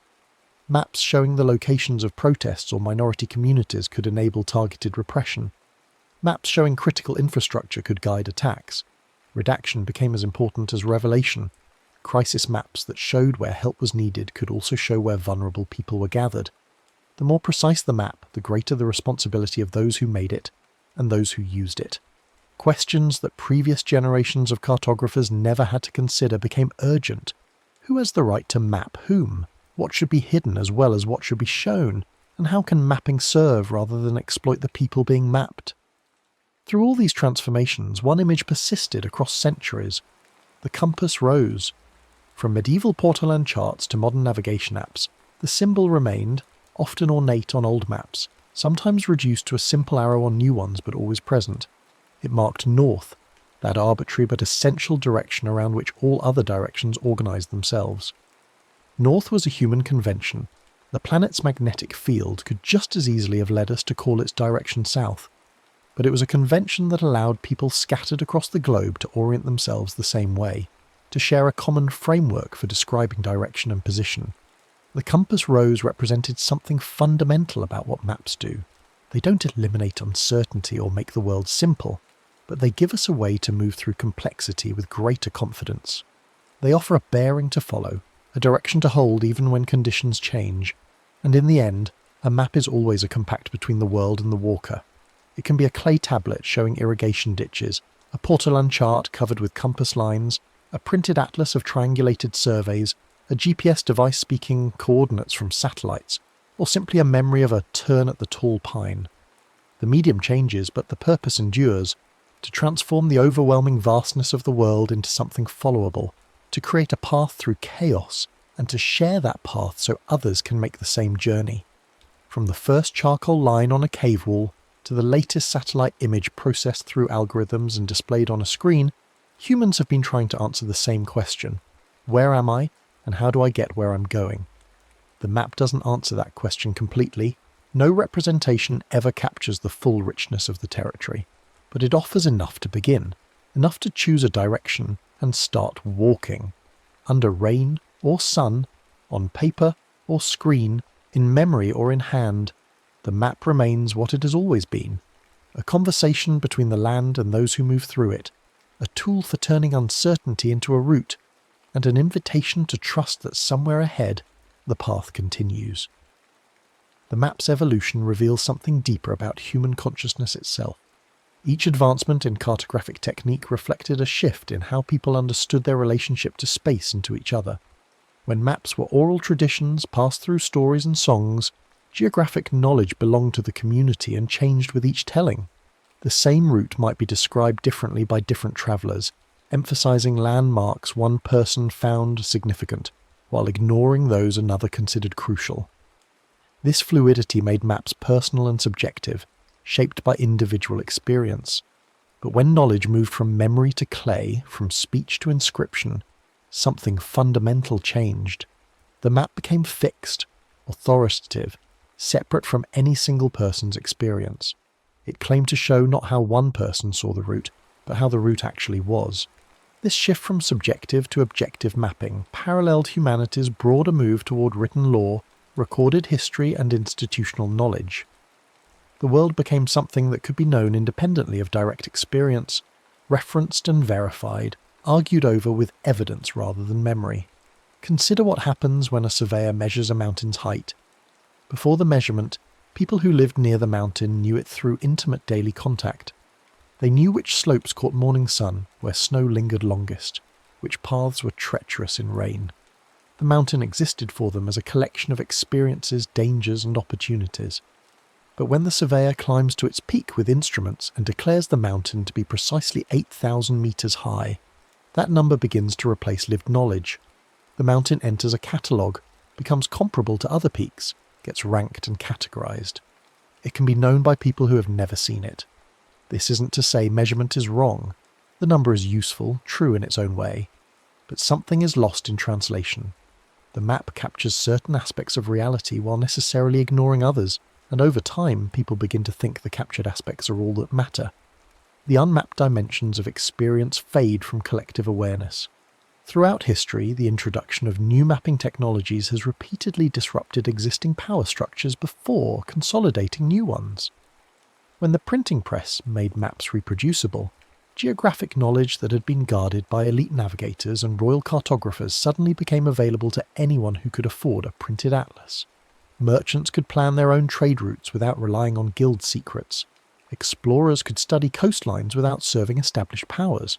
But this democratization proved temporary. As commercial map publishers grew wealthy and influential, they became the new gatekeepers, deciding which places deserved detailed coverage and which could be left blank. Their choices reflected market demand, which in turn reflected the interests of those with money to spend on maps. Poor neighbourhoods might be mapped crudely or not at all, while wealthy districts received meticulous attention. Colonies were often better mapped than the metropole's own working-class areas, because colonial maps served economic exploitation, while mapping poverty served no obvious profit. The digital revolution seemed to promise true democratization. With GPS technology and satellite imagery freely available, with platforms allowing anyone to contribute geographic data, it appeared that mapping might finally escape elite control. To some extent, this happened. Volunteers mapped remote villages that commercial cartographers had ignored. Activists documented environmental destruction that governments preferred to hide. Communities reclaimed indigenous place names erased by colonizers. But new concentrations of power emerged. The companies that processed satellite data, ran the mapping platforms, and sold navigation services accumulated unprecedented geographic knowledge about human behavior. They knew not just where roads went, but where people actually drove, not just where businesses existed, but which ones people visited and when. This knowledge, aggregated across billions of users, became enormously valuable for advertising, urban planning, political campaigns, and social control. The map had always been an instrument of power, but now it was also a surveillance device, tracking movements that previous generations would have considered private. Maps also shape imagination in ways their makers rarely intend. A child growing up with a standard Mercator projection absorbs certain assumptions, that northern regions are vast and important, that straight lines represent natural boundaries, that the world is fundamentally organised into nation-states coloured in distinct blocks. These assumptions feel like common sense because they're reinforced every time the child looks at a map. When that child encounters a different projection showing Africa at its true immense size, or a map that shows indigenous territories overlapping national borders, or a chart that represents neighbourhoods by social connections rather than geographic proximity, the experience can be disorienting, even unsettling. The familiar map isn't wrong exactly, but it isn't the only way to see the world, and recognising this multiplicity requires a kind of mental flexibility that standard education doesn't always encourage. Some educators have begun teaching map literacy explicitly, asking students to compare projections, question why particular features are emphasised, and consider whose perspective a given map represents. This approach treats maps not as transparent windows onto reality, but as constructed arguments that can be analysed and critiqued. The question of what deserves to be mapped has always been political. Medieval European maps filled unknown regions with drawings of monsters and mythical creatures, marking those spaces as dangerous and uncivilized, implicitly justifying conquest and conversion. When European explorers encountered sophisticated indigenous mapping systems, Polynesian stick charts showing wave patterns, Aboriginal Australian songlines encoding geographic knowledge and music, Inuit carved coastline maps, they often dismissed these as primitive because they didn't resemble European cartographic conventions. The explorers then created their own maps of these regions, naming features after European monarchs and patrons, claiming discovery of lands that had been continuously inhabited for millennia. This cartographic erasure had lasting consequences. When indigenous peoples later tried to reclaim ancestral territories, they often faced legal systems that recognised only written deeds and official surveys, not oral traditions or alternative mapping systems. The map became a weapon in conflicts over land and sovereignty, with indigenous knowledge systems ruled inadmissible because they didn't conform to colonial standards of evidence. Yet maps have also served resistance and survival. Escaped slaves in the Americas created mental maps of routes to freedom. passed along through coded songs and whispered instructions. Underground Railroad conductors memorized safe houses and river crossings, mapping freedom one station at a time. During World War II, the Danish resistance produced detailed maps showing German military positions, and resistance fighters across occupied Europe mapped railway lines and ammunition depots to guide sabotage operations. In more recent decades, human rights organisations have used mapping to document forced displacement, environmental destruction, and systematic violence that governments denied. When official maps are tools of oppression, alternative mapping becomes an act of defiance, a way of asserting that other perspectives exist and other truths deserve recognition. The relationship between maps and territory remains paradoxical. A map is explicitly not the territory it represents. This seems obvious, yet people constantly confuse the two. Drivers follow GPS directions into lakes and deserts, trusting the map even when their eyes tell them something is wrong. Military planners study terrain models and convince themselves they understand ground they've never walked. Property owners defend boundary lines established by century-old surveys, even when those lines make no practical sense given current conditions. This confusion happens because maps are useful enough, accurate enough, to generate confidence that can slip into overconfidence. The map worked last time, so it should work this time, except conditions change and maps age, and the small inaccuracies that didn't matter before suddenly become critical. Experienced navigators learn to treat maps as suggestions rather than certainties, constantly checking the representation against reality, updating their understanding as new information arrives. But this wisdom comes hard, often through mistakes. Maps also compress time in ways that obscure history. A modern political map shows current national boundaries as solid lines, creating an impression of permanence and stability. But these borders are often recent, sometimes arbitrary, frequently contested. The map doesn't show that a particular boundary was drawn 80 years ago after a war, or that populations on either side share language and culture, or that the region was autonomous for centuries before being divided between competing powers. By presenting only the current state, the map naturalizes conditions that are actually contingent and contested. Historical atlases attempt to address this by showing how boundaries shifted over time, but even these face choices about what to show. Does the map display official borders or effective control? Does it show indigenous territories or colonial claims? Each decision involves judgments about which version of the past deserves recognition, and those judgments inevitably reflect the mapmaker's biases and blind spots. The future of mapping seems likely to involve increasing personalization and real-time updating. Already, navigation apps show different routes to different users based on their travel history and preferences. Augmented reality systems overlay digital information onto physical space, allowing users to see through buildings to visualize subway lines, or look at a restaurant and see reviews floating in their field of vision, or point their phone at a mountain and see its name and elevation appear on screen. These technologies promise convenience and enhanced understanding, but they also raise questions about filter bubbles and mediated experience. If everyone sees a personalized map showing slightly different information, do they still share a common geographic reality? If people experience the city primarily through digital overlays that highlight certain businesses and hide others, whose interest does that serve? The map has always mediated between human and environment, but as that mediation becomes more sophisticated and less visible, its influence grows harder to recognize and harder to resist. Despite all these complexities and concerns, the fundamental human need that maps address remains constant. We are animals that move through space but lack the instincts that guide migrating birds or salmon returning to natal streams. We must learn our environment, and we must share that learning with others who haven't yet walked the paths we've discovered. Maps, in their endless variety, serve this essential function. They allow knowledge to accumulate across generations, building on what came before rather than starting over with each life. They turn private discovery into public resource. They make the world legible, navigable, discussable. When mapping works well, it enhances human capability without diminishing human judgment, providing information that aids decision-making without making the decisions themselves. When it works poorly, it constrains imagination, reinforces inequality, and substitutes false certainty for genuine understanding.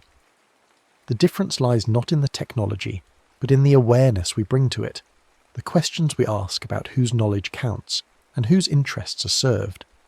A good map, like a good tool of any kind, extends human capacity while remaining subservient to human purpose. It shows us where we are and where we might go, then steps aside and lets us choose. The next story is about to begin. Please relax and enjoy. You blink and try to grasp this instant, this fragile sliver of time you call now. But even as you reach for it, it dissolves into memory, leaving only the ghost of a moment that was never quite there. The present isn't waiting for you somewhere on a cosmic timeline. It's something your brain assembles in real time, an edited broadcast arriving late, stitched from signals that never synchronized in the first place, a necessary fiction that lets you move through a world you can only know through delay. Light strikes your eyes and begins a journey through neural highways. Sound waves become electrical pulses climbing toward consciousness. Pressure sensors fire and their messages race up your spine, and none of it arrives together. Your brain faces an engineering problem: how to transform this scattered storm of delayed information into the seamless experience of a unified moment. The solution is a temporal binding window, a buffer lasting roughly 80 to 150 milliseconds where your brain holds everything in suspension, then integrates the pieces and presents them to your awareness as now. What feels immediate is actually retrospective, a short documentary played back as if it were live. The trick goes deeper than simple delay. Your brain rewrites the past based on information that arrives afterward, a phenomenon called post-diction, where your experience of what just happened gets revised by events that come later. In the flash lag effect, a moving object and a stationary flash occur at the same physical moment, but you perceive the moving object ahead of where it actually was because your brain compensates for processing lag by predicting where it should be. In Colorify, two different coloured dots flash in sequence, and your brain invents smooth motion between them, creating intermediate positions and sometimes colours that never existed. When you first glance at a clock, the second hand seems to freeze for longer than a second, your brain backfilling the moment of eye movement with the image that arrived after. Films can have audio-video mismatches up to 80 milliseconds and you won't notice because your binding window smooths them into unity.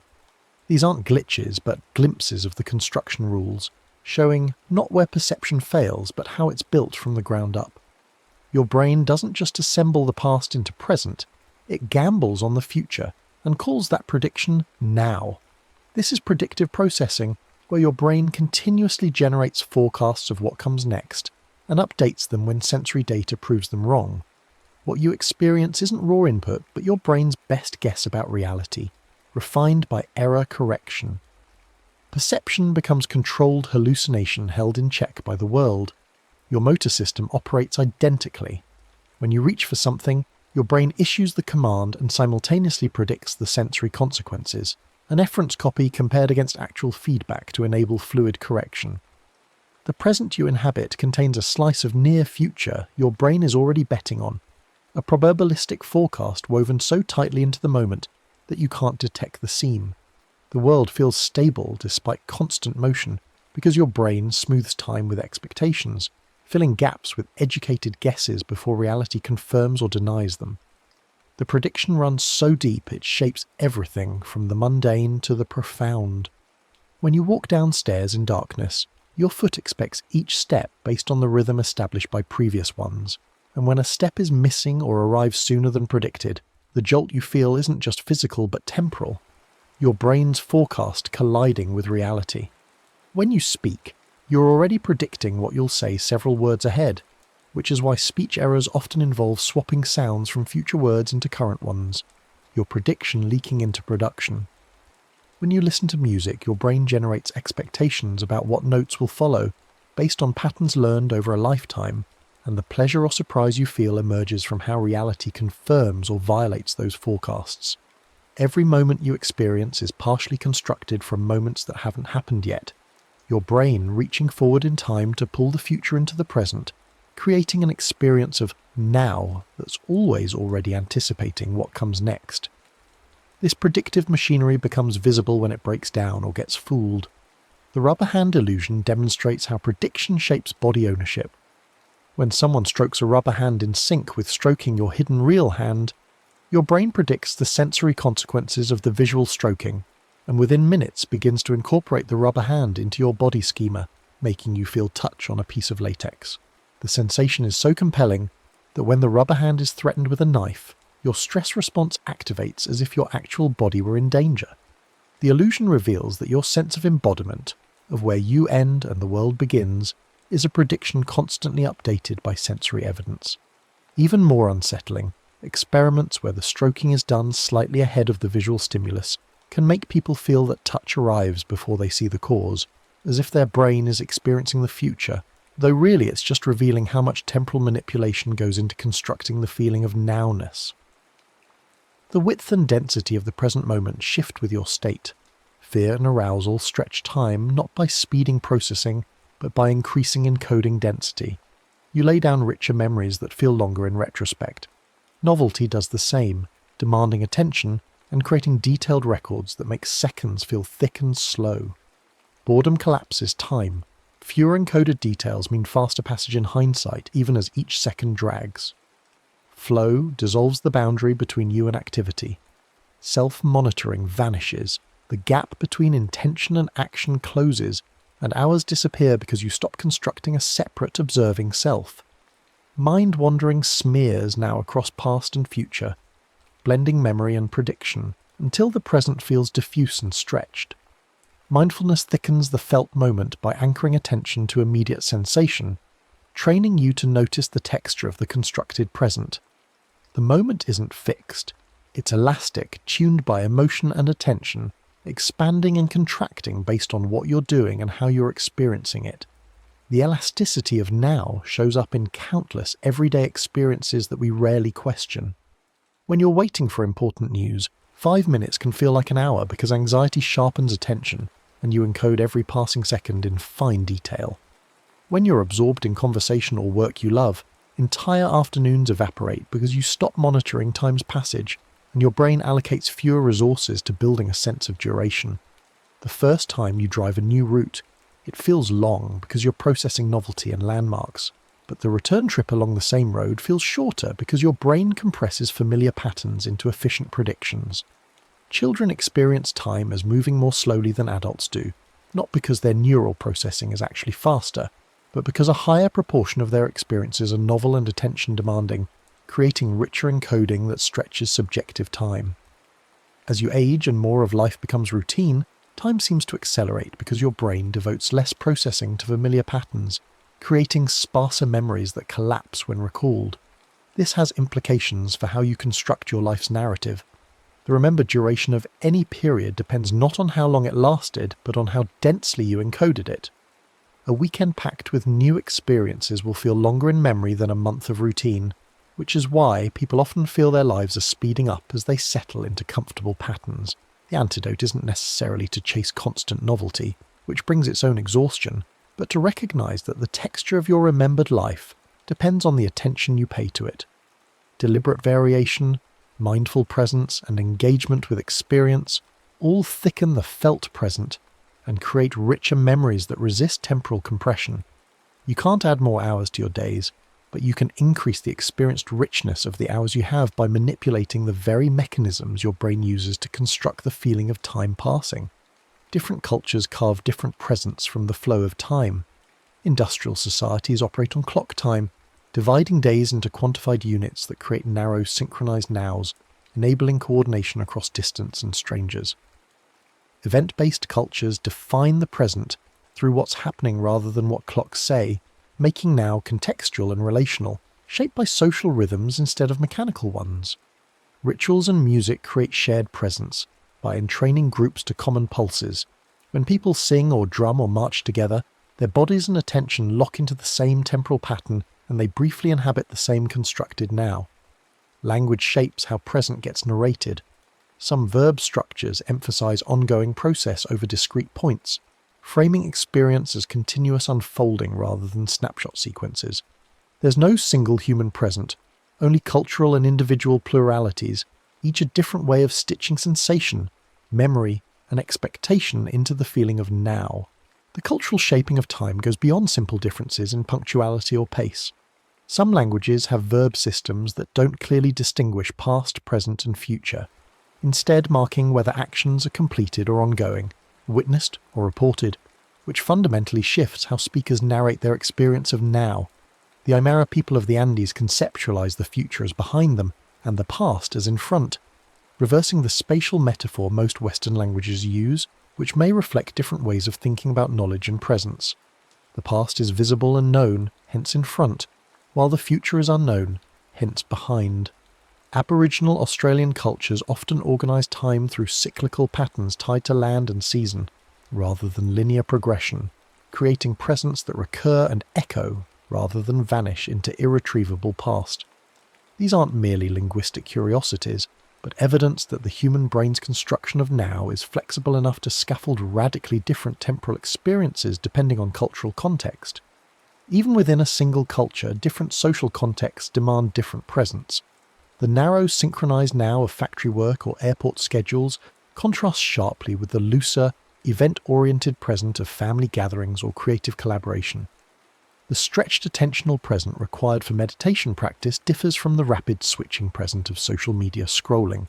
Professional musicians develop temporal processing that allows them to inhabit longer now windows, perceiving and manipulating musical phrases as unified gestures rather than sequences of discrete notes, while experienced surgeons develop presence calibrated to the microsecond precision needed for delicate procedures. Your brain doesn't construct a single present but multiple overlapping ones, each suited to different tasks and contexts, switching between them as needed, which means that asking, "How long is the present moment?" is like asking, "How long is a piece of string?" without specifying what you're measuring. Physics offers no objective present to anchor on. In relativity, simultaneity depends on the observer. Whether two events happen at the same time varies with your motion relative to them, making a universal now impossible. Some embrace the block universe where past, present and future coexist in four-dimensional space-time, and our sense of moving through time is psychological artifact rather than cosmic feature. Thermodynamics gives time direction through increasing entropy, distinguishing past from future but privileging no particular instant as now. The present moment isn't fundamental to reality. It's something brains invented to solve the problem of acting in a world where information arrives late, but decisions must happen in real time. The disappearing now is functional tool, not metaphysical truth. The philosophical implications ripple outward in unsettling ways. If physics recognizes no privileged present, then in some sense all moments exist with equal reality, and the flow of time is an illusion generated by consciousness moving through a static four-dimensional structure. This isn't just abstract speculation. It follows from the mathematics of relativity, where space-time forms a unified block, and the division into past, present and future depends entirely on the observer's frame of reference. What you call now is just the three-dimensional slice of space-time you're currently experiencing, but countless other nows exist with equal validity at different points along your world line and the world lines of others. The moving spotlight of consciousness that makes one moment feel special and present is a feature of minds, not of reality itself. Some physicists and philosophers find this conclusion unsettling and search for ways to restore the present's privileged status. They point to quantum mechanics, where the act of measurement seems to collapse possibilities into actualities, potentially providing a physical basis for the flow of time. They invoke the thermodynamic arrow, arguing that entropy increase gives time an objective direction, even if it doesn't single out a particular moment as now. They develop theories of presentism that try to reconcile our experience of a moving present with physics, arguing that only the present moment truly exists while past and future are abstractions. But these efforts often feel like retrofitting physics to match intuition rather than following where the evidence leads. The simpler explanation is that the present moment is a neurological construction, useful for creatures who need to navigate time but not reflecting any deep truth about time's fundamental nature. Living on delay has consequences that ripple through agency and identity. Neural activity associated with voluntary decisions begins several hundred milliseconds before conscious awareness of intention. Your brain initiates movement before you know about it, and what feels like free choice is narration after the fact. Consciousness telling stories about processes it didn't start. Memory adds another layer. Every recall reconsolidates and slightly rewrites based on current state, meaning what you call past is reconstructed narrative and what you call present includes freshly edited pieces of that past woven into the moment. The boundary between remembering and experiencing blurs, Because brain construction of now can be predicted and manipulated, designers exploit it. Interfaces guide attention and compress or stretch felt time through autoplay, infinite scroll, notification timing, all engineered to hijack temporal binding windows. The neural delay has ethical stakes around agency, responsibility, and the design of systems we inhabit. The implications for free will remain contentious and probably unresolvable. The Libet experiments showing neural activity before conscious intention don't necessarily eliminate agency, but they do complicate it. What we call choice might be better understood as a process distributed across time, rather than a discrete moment of will, with conscious awareness arriving late, but still capable of vetoing or modulating actions initiated unconsciously. The experience of deciding might be like the experience of now itself, a retrospective construction that packages complex processes into a coherent narrative.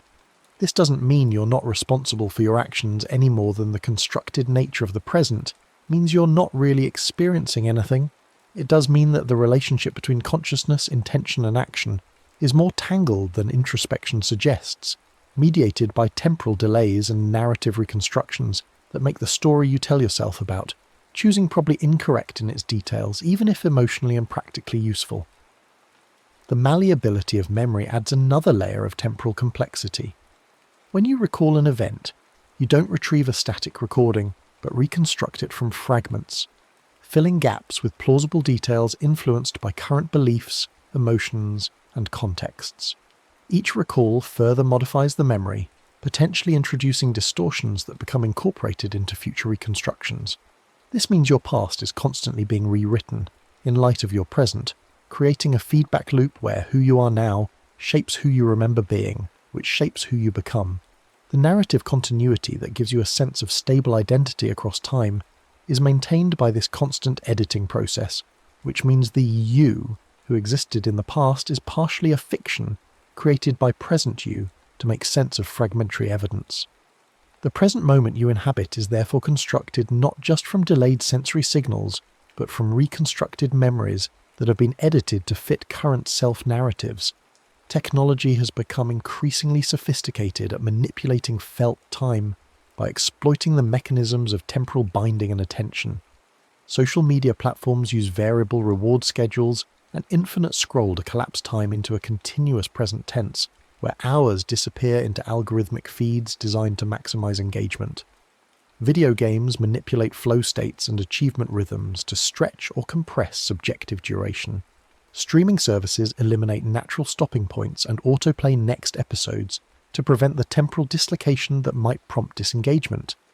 Notification systems are timed to create anticipation and interrupt flow, fragmenting attention into smaller windows that make sustained presence difficult.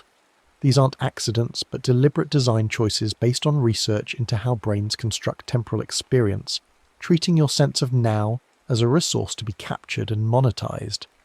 The ethical implications deserve more attention than they receive. When systems are designed to hijack temporal processing, they're not just competing for attention, but reshaping the fundamental texture of lived experience. The fragmented, distracted, perpetually interrupted present, created by constant notifications and context switching, produces different qualities of consciousness than the sustained, absorbed presence enabled by protected time and attention.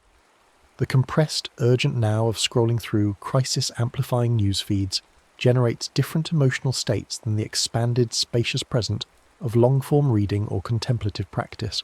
You can push back against these pressures, but doing so requires recognizing that your experience of time is constructed and therefore manipulable, both by external systems and by your own choices about where to direct attention and how to structure your environment. You can't stop the present from vanishing, but you can shape the moment your brain constructs. Widening the felt present happens through paced breathing that shifts autonomic state and expands attention windows, through letting gaze rest softly to reduce saccades and gaps to fill, through sensory inventories that name 5 things seen, 4 heard, 3 felt, 2 smelled, 1 tasted, deliberately moving attention through senses to thicken presence by anchoring in detail. Stabilizing your sense of time requires protecting sleep and aligning with circadian rhythms, because temporal binding depends on neural coordination that degrades with fatigue and misalignment. When anxiety stretches the moment through novelty and arousal into something overwhelming, reducing stimulation and increasing predictability helps compress it back to manageable scale. When boredom empties time, injecting small novelty doses through environmental or activity changes restores texture to the present. You can design conditions of your now by limiting notifications and batching information instead of constant drip, using rhythm through music or metronome or walking cadence to entrain attention and structure time. The present isn't something happening to you, it's something your brain makes, and you have some influence over the materials. The practice of deliberately manipulating your temporal experience can become a form of self-care or even art. Athletes and performers know this intuitively, using pre-performance routines to enter specific temporal states where actions flow without conscious interference and time seems to slow down or disappear. Contemplatives across traditions have developed techniques for altering the felt present, from breath counting to mantra repetition to open awareness practices that expand the window of conscious presence. Even simple activities like cooking or gardening can become temporal practices when approached with attention, creating presence that feel richer and more substantial than the default mode of distracted task switching. The quality of your life might depend less on what happens to you than on the temporal texture of your experience, how thick or thin your moments feel, how continuous or fragmented your attention becomes, how much of your present is occupied by actual presence versus memory and anticipation. Some practices aim to collapse the constructed present entirely, pointing toward a mode of experience where the division between past, present, and future dissolves. Advanced meditators report states where time seems to stop or where the sense of duration disappears, leaving only unchanging awareness without temporal structure. These reports are difficult to interpret. They might represent genuine alterations in how the brain constructs temporal experience, or they might be failures of memory consolidation that make it impossible to recall duration, or they might be ineffable states that language can't adequately capture. What seems clear is that the normal experience of living in a present moment that flows from past toward future isn't the only mode of consciousness available to brains, and that with training or accident or circumstance, radically different temporal experiences become possible. The relationship between subjective and objective time creates strange loops and paradoxes. Your brain needs roughly half a second to construct conscious awareness of an event, but you experience that awareness as immediate, not as delayed by half a second. This creates a mismatch where your phenomenal present lags behind physical present, but doesn't feel like it lags, because the lag is edited out of experience. When you clap your hands, the sound and the sight and the feeling all seem simultaneous, but they're not. They arrive at different processing speeds and get synchronized retroactively into a unified moment that's already in the past by the time you experience it. The confabulation is so complete that you can't detect it through introspection, which means you can't trust your intuitions about temporal sequence or duration. What feels like a reliable guide to when things happen is actually a heavily edited story, and the editing is so seamless that it's invisible. This creates practical problems in domains where precise timing matters. Eyewitness testimony about sequences of events during crimes or accidents is notoriously unreliable because people's constructed presents don't accurately reflect objective sequences. Athletes sometimes report that they saw the ball move before they swung, when in reality their brain initiated the swing before they were conscious of deciding to swing. Musicians playing together synchronize not to some shared objective beat, but to their individual predictions of where the beat should be, creating a collectively hallucinated present that's slightly ahead of the physical sounds. The temporal binding window means that what counts as the same moment spans a duration long enough for significant processing to occur, which creates ambiguities about causation and sequence that are smoothed over in experience but remain real underneath. The development of temporal processing across the lifespan adds another dimension to the story.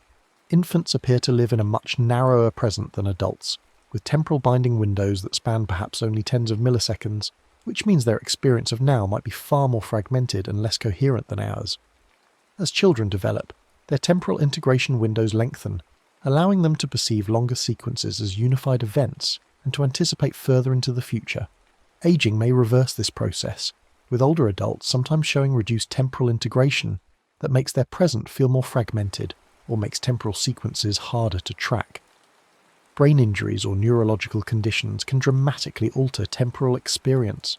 Some stroke patients lose the ability to perceive motion and experience the world as a series of static snapshots, while others develop temporal sequencing problems that make it difficult to maintain a coherent sense of before and after.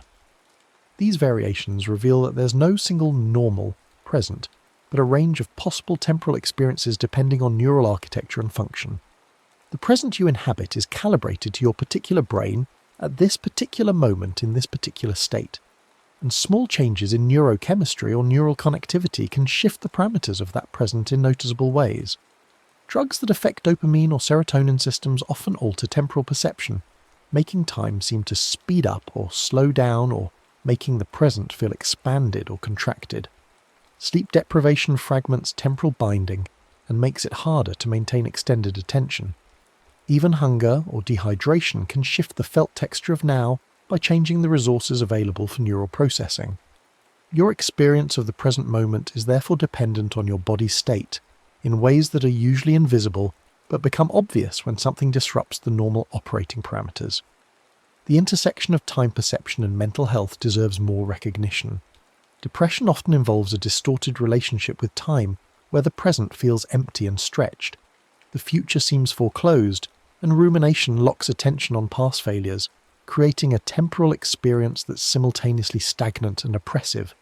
Anxiety frequently manifests as temporal dysregulation, with the present moment feeling too thin and rushed, attention constantly pulled toward anticipated future threats, and the inability to rest in immediate experience. Trauma can fracture temporal continuity, creating intrusive memories that rupture the present and blur the boundary between past and now. Mania can compress time into a racing present where thoughts and actions outpace awareness, and the normal delays between intention and action disappear. These aren't just metaphorical descriptions, but reflect genuine alterations in how the brain constructs temporal experience, suggesting that mental health interventions should address not just thought content, but the temporal structure of consciousness itself. The second hand sweeps forward. The wave crests and collapses back into the sea. The breath leaves and the next hasn't arrived yet. In that gap you feel the edge of now, the border between what was and what will be, and you realize it's not a place where you can stand. The present is moving neural fiction, a story told by a brain needing to act in a world it can only know through delayed and scattered signals. It's necessary illusion, the only way biological creatures can stitch sensation into coherence, memory into identity, possibility into hope. We don't live in the present, we live in a model of the present. Our brains update faster than we notice, controlled hallucination refined by reality and shaped by attention, emotion, and expectation. If now is something we make, then the question isn't what time it is, but what kind of present we choose to build, what we attend to, what we predict, what we remember, and how we move through the gap between one breath and the next, in the space where the disappearing now keeps teaching us that even what feels most immediate was always already gone. The vanishing of the present moment isn't a problem to solve, but a condition to understand.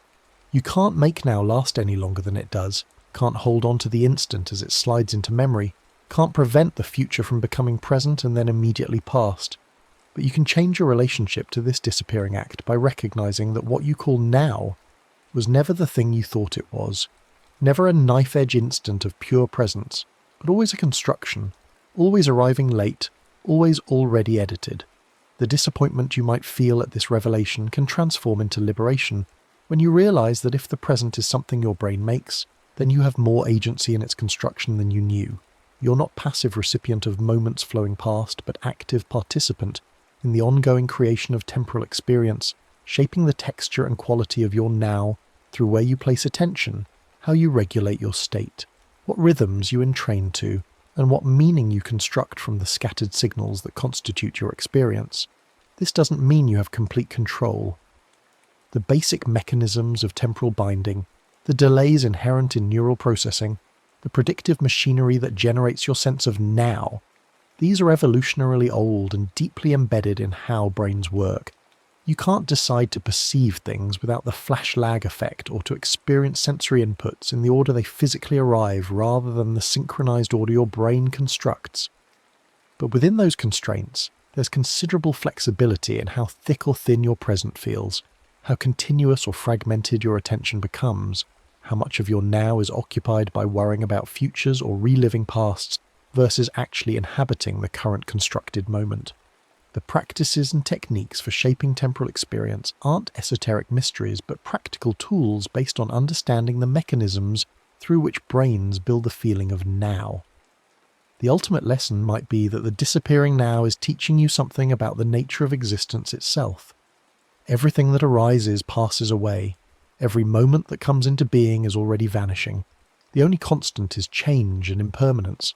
This isn't pessimism but realism, and recognizing it clearly can paradoxically make the present feel more precious rather than less. If each moment is unique and unrepeatable, if the now you inhabit is always already slipping away, then perhaps the appropriate response is neither clinging nor rejection, but a kind of gentle attentiveness that appreciates what's here while it's here, without demanding that it last forever. The constructed nature of the present doesn't make it less real or less valuable. It makes it contingent and participatory, something you're actively involved in creating rather than passively receiving, which means the quality of your temporal experience reflects not just what happens to you, but how you metabolize and engage with what happens. The next story is about to begin. Please relax and enjoy. We open with a quiet provocation. What if the life you think you're choosing has already been drafted by a mind you cannot see? Picture yourself at this very moment, reading these words, believing you are the conscious author of your attention, the deliberate captain steering your focus across this page.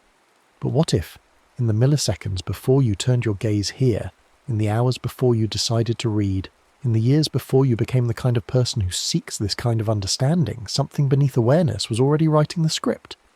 What if there exists within you a second author, tireless and unseen, composing the choices you will call your own? This is the story of the second self, the subconscious system that anticipates, primes, and steers our choices before consciousness arrives to claim them. It is a story about time and authorship, about the strange truth that much of our life is pre-written, in processes that unfold beneath the threshold of awareness, sometimes in milliseconds, sometimes across years. We tend to imagine ourselves as singular beings, unified and sovereign, making decisions through pure deliberation and will. But the evidence from neuroscience, psychology, and lived experience suggests something more complex and more humbling. We are double-authored creatures, with one self writing in darkness and speed, and another reading those drafts in the light, mistaking interpretation for creation. Consider what happens in your brain when you make the simplest choice, reaching for a glass of water or deciding to stand. Classical neuroscience studies, beginning decades ago and refined through modern imaging, reveal something startling. Your brain initiates the movement before you experience the conscious intention to move. Readiness potentials, electrical signatures of motor preparation, appear in brain activity up to several seconds before you feel you have decided. The signal propagates through motor cortex, assembling the architecture of action, while your conscious awareness lags behind, like a narrator arriving to a scene already in motion. What you experience as decision, as the moment of choice, is actually a moment of recognition, of becoming aware of a process that has already begun. The brain moves first. Consciousness catches up and, in catching up, tells itself a story about agency and deliberation that reverses the actual sequence of events. This is not to say you're an automaton, or that free will is illusion, at least not in any simple sense. Rather, it suggests that what we call the self is not a single thing, but a collaboration, often an unconscious one, between systems that operate on different timescales and with different kinds of access to information.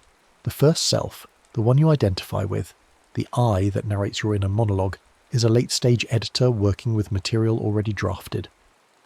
The second self, operating in the neurological infrastructure beneath, is the original author, the one who writes the opening lines before you arrive to revise them. In simple motor choices, this authorship gap measures in seconds. But the architecture runs deeper. Pre-decision neural signals have been detected for more complex choices as well, predictions assembling in networks distributed across prefrontal cortex, striatum, and insula, biasing outcomes before deliberation formally begins. Choice often arrives pre-formed. Awareness is the commentary track, not the director's cut. But the second self's authorship extends far beyond momentary decisions. It operates continuously as a setup artist, a priming engine that shapes what you will see, feel, and choose by preparing the ground before you step onto it. Cognitive science has demonstrated for decades that subtle cues, things so brief or peripheral they never enter awareness, can prime perception and behaviour in measurable ways. A word flashed too quickly to read consciously can make related concepts more accessible, biasing how you interpret the next ambiguous image or sentence. A pleasant scent in a room can increase helping behaviour. Warm objects held in hand can make people judge others as having warmer personalities. Exposure to images of money makes people less generous and more self-reliant. These are not party tricks, but fundamental features of how the brain works. It is a prediction engine, constantly forecasting the next moment based on past patterns, and those forecasts shape what we see, feel, and choose to fit the predictions. Predictive processing models, one of the dominant frameworks in contemporary neuroscience, argue that the brain does not passively receive and interpret the world. Instead, it actively predicts the sensory signals it expects to encounter, generating a model of reality before reality arrives, and then comparing incoming data against that model. What reaches consciousness is not raw perception, but the difference between prediction and input, the surprise that needs explaining. When predictions match closely, experience feels smooth and automatic. When predictions fail, attention spikes, and learning occurs. But most of the time, most of what you experience as the world is actually your brain's best guess about the world, a simulation running slightly ahead of the evidence. The subconscious writes setups, expectations woven from memory and context, and your conscious mind fills them in as reality, rarely noticing the authorship. You walk into a room and see what your prediction engine expects to be there, only consciously registering the lamp if it is missing or has moved. You hear words your brain predicts from sentence structure and context, sometimes failing to notice when the actual sound contradicts expectation. The second self drafts the scene, and the first self, reading smoothly, assumes it saw the original. This predictive architecture becomes especially powerful when it automates behaviour into habit. Habits are these second self's most efficient scripts, encoding past choices into neural shortcuts that run with minimal conscious oversight. The basal ganglia, deep brain structures involved in learning and action selection, gradually encode repeated sequences: context cue, action, outcome. Over time, the context alone triggers the action, bypassing deliberative circuits entirely. You walk into your kitchen and reach for the coffee without deciding, the morning routine unfolding as a single chunked behaviour.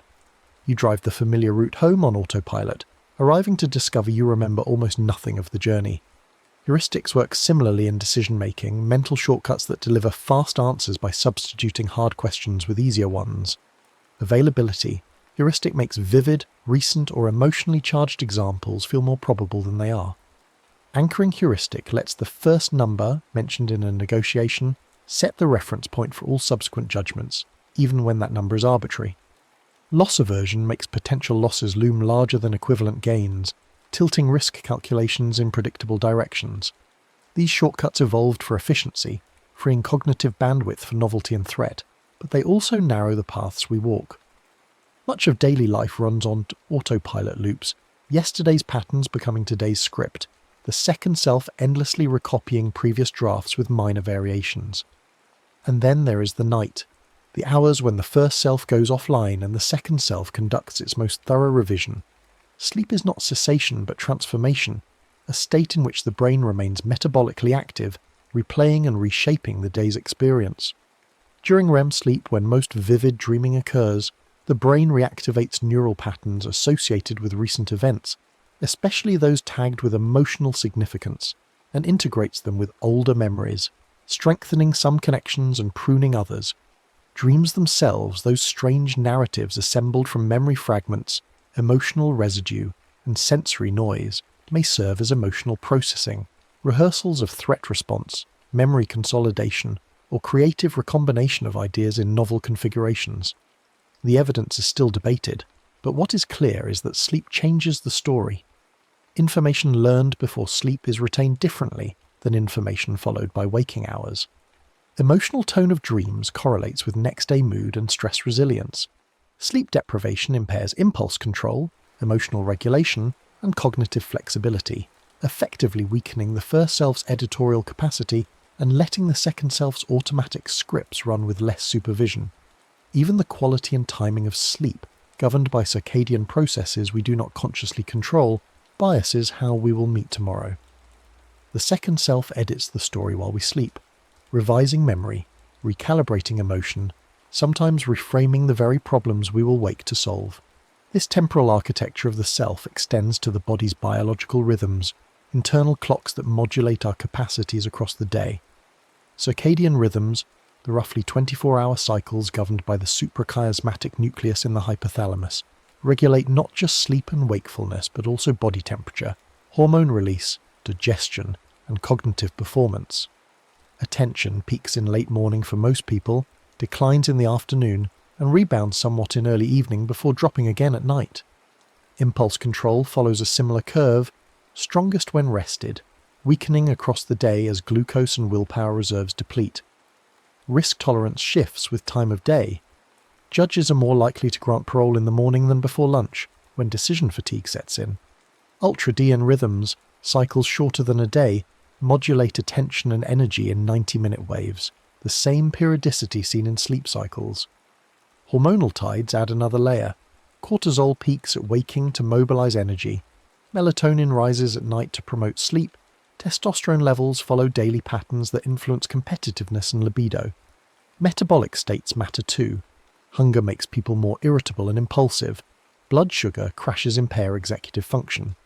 All these rhythms operate largely outside awareness. Internal clocks setting the beats our story tends to follow, the second self scheduling the conditions under which the first self will attempt to choose. But the second self is not only personal, it is also collective, woven from the cultural scripts and archetypal myths we inherit without choosing them. Language itself primes thought in subtle ways. The metaphors embedded in your native tongue, the way it structures time and agency, the concepts it makes easy or difficult to express, all shape the predictions your brain generates about how the world works. Social norms, absorbed from childhood observation and correction, create powerful implicit expectations about appropriate behaviour in various contexts, often bypassing deliberative reasoning entirely. You feel uncomfortable speaking loudly in a library before you think about why. You mirror the body language of people you're talking to without noticing. Rituals, from religious ceremonies to birthday traditions to morning coffee routines, provide structure and meaning through repetition, their power lying precisely in their predictability, the way they let the second self run a familiar, emotionally resonant script. Archetypal myths, the recurring narrative patterns found across cultures, hero's journey, trickster, rebirth, betrayal, redemption, supply templates our private lives often reenact, without recognizing the source. You experience your romantic relationship as unique and chosen, but its arc may follow patterns scripted by 1,000 stories encountered before you met. The collective subconscious, to borrow Jung's term, supplies templates our private second selves use to draft individual experience. We don't just have a second self, we share one, a vast inherited library of predictions and patterns that shape what feels natural, desirable, dangerous, or destined. When we trace these threads together, neuroscience, cognition, habits, sleep, rhythm, culture, a larger picture emerges about time and selfhood. The second self is fundamentally a foreshadowing machine. It predicts near-future outcomes, from the next millisecond's sensory input to tomorrow's social encounter, and steers behaviour toward those predictions. This is adaptive. A brain that anticipates is a brain that survives. But over longer timescales, repeated predictions become something more than forecast. They become identity. If your subconscious systems consistently predict that social interactions will be awkward, they will prime body language, attention patterns, and interpretations that make awkwardness more likely, and those experiences will reinforce the prediction, tightening the loop.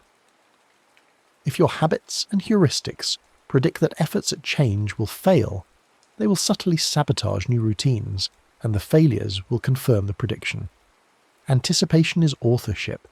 The future you meet is often the future you anticipated into being, not through mystical manifestation, but through the mundane mechanics of prediction shaping perception, shaping action, shaping outcome.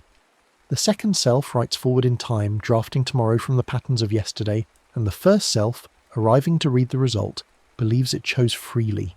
This architecture raises urgent questions about responsibility and freedom. If the second self drafts choices before consciousness arrives, if subconscious predictions and primes shape behavior more than deliberate reasoning, what becomes of moral responsibility, personal agency, the entire edifice of meaning built on the assumption that we are the authors of our actions? The question has troubled philosophers and neuroscientists, sometimes leading to hard determinism, the view that free will is simply illusion, and we are no more responsible for our actions than a falling rock is for its trajectory. But there is a more nuanced position, one that acknowledges the second self without erasing the first. Compatibilism, in various forms, argues that freedom is not about originating choices from nothing, not about being an unmoved mover, but about acting from one's own character, values, and deliberative processes, even if those themselves have causes. More practically, it suggests that freedom lies not in controlling the first impulse, which often we cannot, but in shaping the author, training the habits, environments, and attention patterns that generate those impulses. You cannot decide not to feel hungry, but you can decide what food is available when hunger arrives. You cannot will away the readiness potential, but you can practice noticing impulses before acting on them, creating a gap in which choice becomes possible. This shifts the locus of agency from the moment of decision to the structure of conditions surrounding it. Responsibility becomes less about the isolated choice and more about the longer work of curating the second self, training it through deliberate practice, environmental design, and narrative framing so that the drafts it produces align more closely with the life the first self wants to live.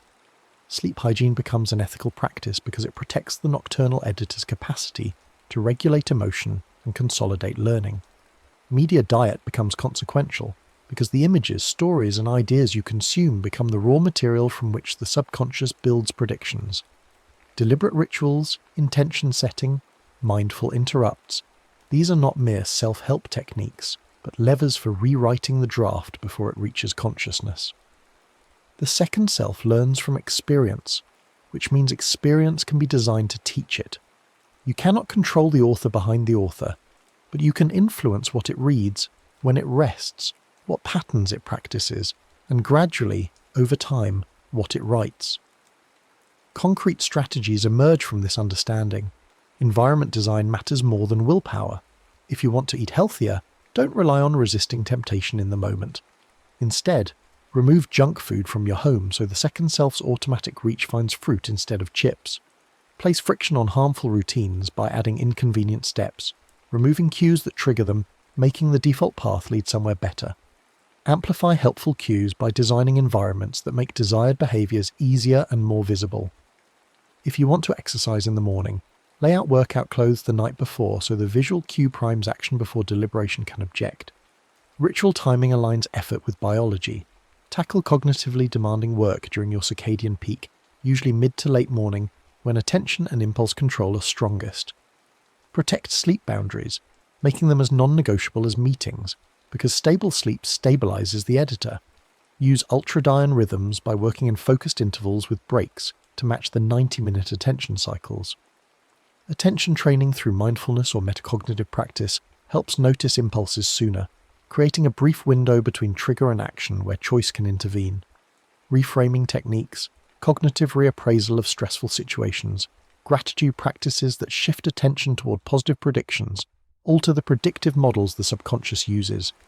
Narrative updates, journal prompts that explicitly recode identity statements, I am the kind of person who finishes projects, or I am someone who stays calm under pressure, gradually train the second self to generate drafts consistent with that identity. Tiny gateways, micro habits so small they bypass resistance, reading one page, doing one push-up, writing one sentence, tip the next choice before it appears, because the second self predicts continuation once momentum begins. Edit the prelude, and you change the plot. The image that emerges is neither the traditional model of unitary selfhood, nor a deterministic denial of agency, but something stranger and more collaborative. 2 pens on 1 page. The second self writes fast in the dark, drafting from habit, rhythm, emotion, prediction, culture, biology, all the systems that move beneath awareness. The first self writes slowly in the light, revising, reflecting, sometimes catching patterns the subconscious missed, sometimes rationalising drafts it cannot change. Life's craft is not silencing the unseen author, which is impossible, nor pretending the conscious self writes alone, which is false. The craft is collaboration, learning the second self's language, rhythms and needs, and shaping the conditions, cues, stories and structures that guide what it writes. This is not control but influence, not mastery but partnership. You cannot rewrite the opening line that has already appeared, but you can learn to write the next paragraph differently, and in doing so change the trajectory of the story. The truth is that you have always been double-authored, always lived in the strange temporal gap between the brain's first movement and awareness's arrival. The question is not whether the second self exists. It does, in every impulse, every primed perception, every habitual action, every dream-revised memory, but whether you will work with it or against it, whether you will learn its patterns and needs and shape them, or simply be carried by drafts you never see coming. The subconscious writes the opening line, but the ending is still being drafted moment by moment, choice by choice, condition by condition, and you, the slow writer reading fast drafts, have more influence over that ending than you might think. Not unlimited influence, not godlike authorship, but enough to matter, enough to steer, over time and with patience, toward a story worth reading. So the final question stands: if the subconscious writes the opening line, can we learn to write the next paragraph, and in doing so, change the ending? The answer is yes, but only if we first accept the collaboration, only if we stop pretending we are singular authors and start learning to work with the author behind the author, the second self that has been writing your life all along. But accepting this collaboration requires something uncomfortable, surrendering the illusion of complete conscious control while simultaneously embracing a deeper form of responsibility. This paradox sits at the heart of what it means to live as a double-authored being. When you realize that your conscious mind is not the sole architect of your choices, the initial reaction might be deflation, even nihilism. If I didn't really choose, if my brain decided before I knew I was deciding, then what am I? What does anything mean? But this reaction itself reveals an assumption worth examining: the belief that significance requires absolute origination, that value depends on being an unmoved mover, a consciousness floating free of causation and biology.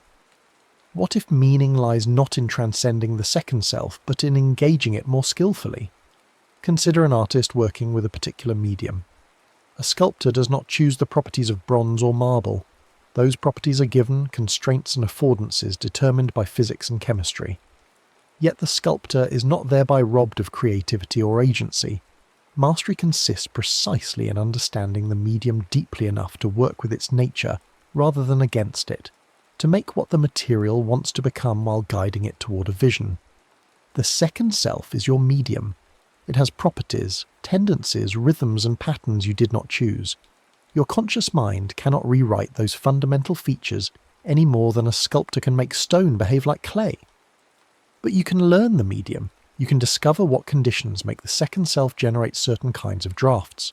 You can introduce new patterns through repetition until they become part of the automatic repertoire.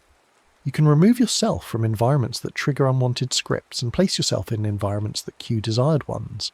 You can respect the biological rhythms rather than fighting them, scheduling your life to work with your chemistry instead of demanding your chemistry conform to arbitrary schedules. This kind of agency is less dramatic than the conscious control fantasy promises, but it is more real and ultimately more powerful. It requires patience because the second self learns slowly, through repetition and reinforcement, rather than through one-time decisions. Telling yourself you will become a morning person does nothing if your sleep schedule, light exposure, evening routines and caffeine intake all continue to train the second self to expect late nights and groggy mornings.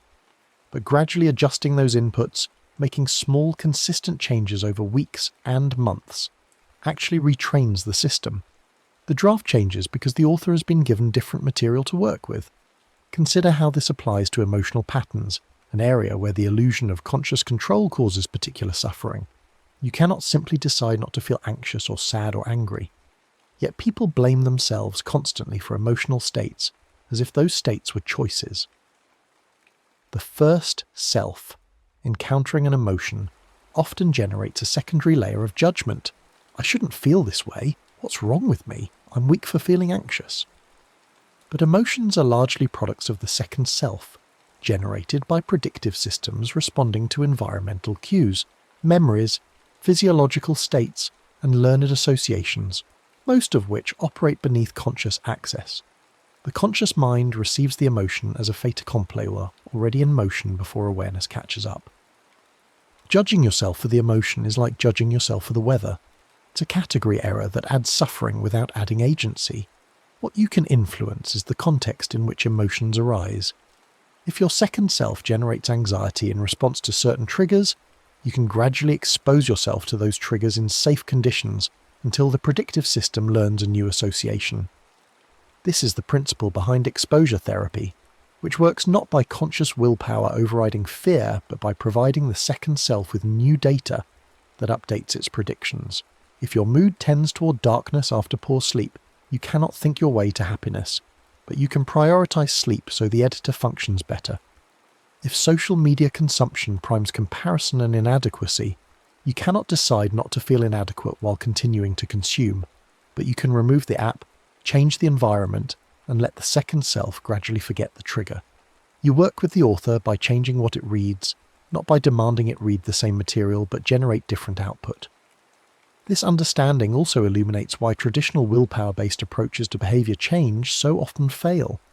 Willpower is a function of the first self, the conscious executive trying to override the second self's automatic drafts. But willpower is a limited resource, especially given that it depends on metabolic factors like glucose availability, and is depleted by decision fatigue throughout the day. Relying on willpower means fighting the second self constantly, using scarce conscious resources to resist automatic scripts. It is exhausting and unsustainable, like swimming against a current. Eventually fatigue wins, and the habit reasserts itself. The person then blames themselves for lack of discipline, not recognizing they were fighting with the wrong tool. The alternative is to work with the current by redesigning what the second self encounters. If you want to stop checking your phone compulsively, you could rely on willpower, consciously resisting each impulse hundreds of times a day, or you could put the phone in another room, making the automatic reach encounter absence instead of device. The second approach succeeds not because you have more discipline, but because you have stopped requiring discipline. You have removed the trigger, making the unwanted behavior harder, and the desired behavior, focused work, the path of least resistance.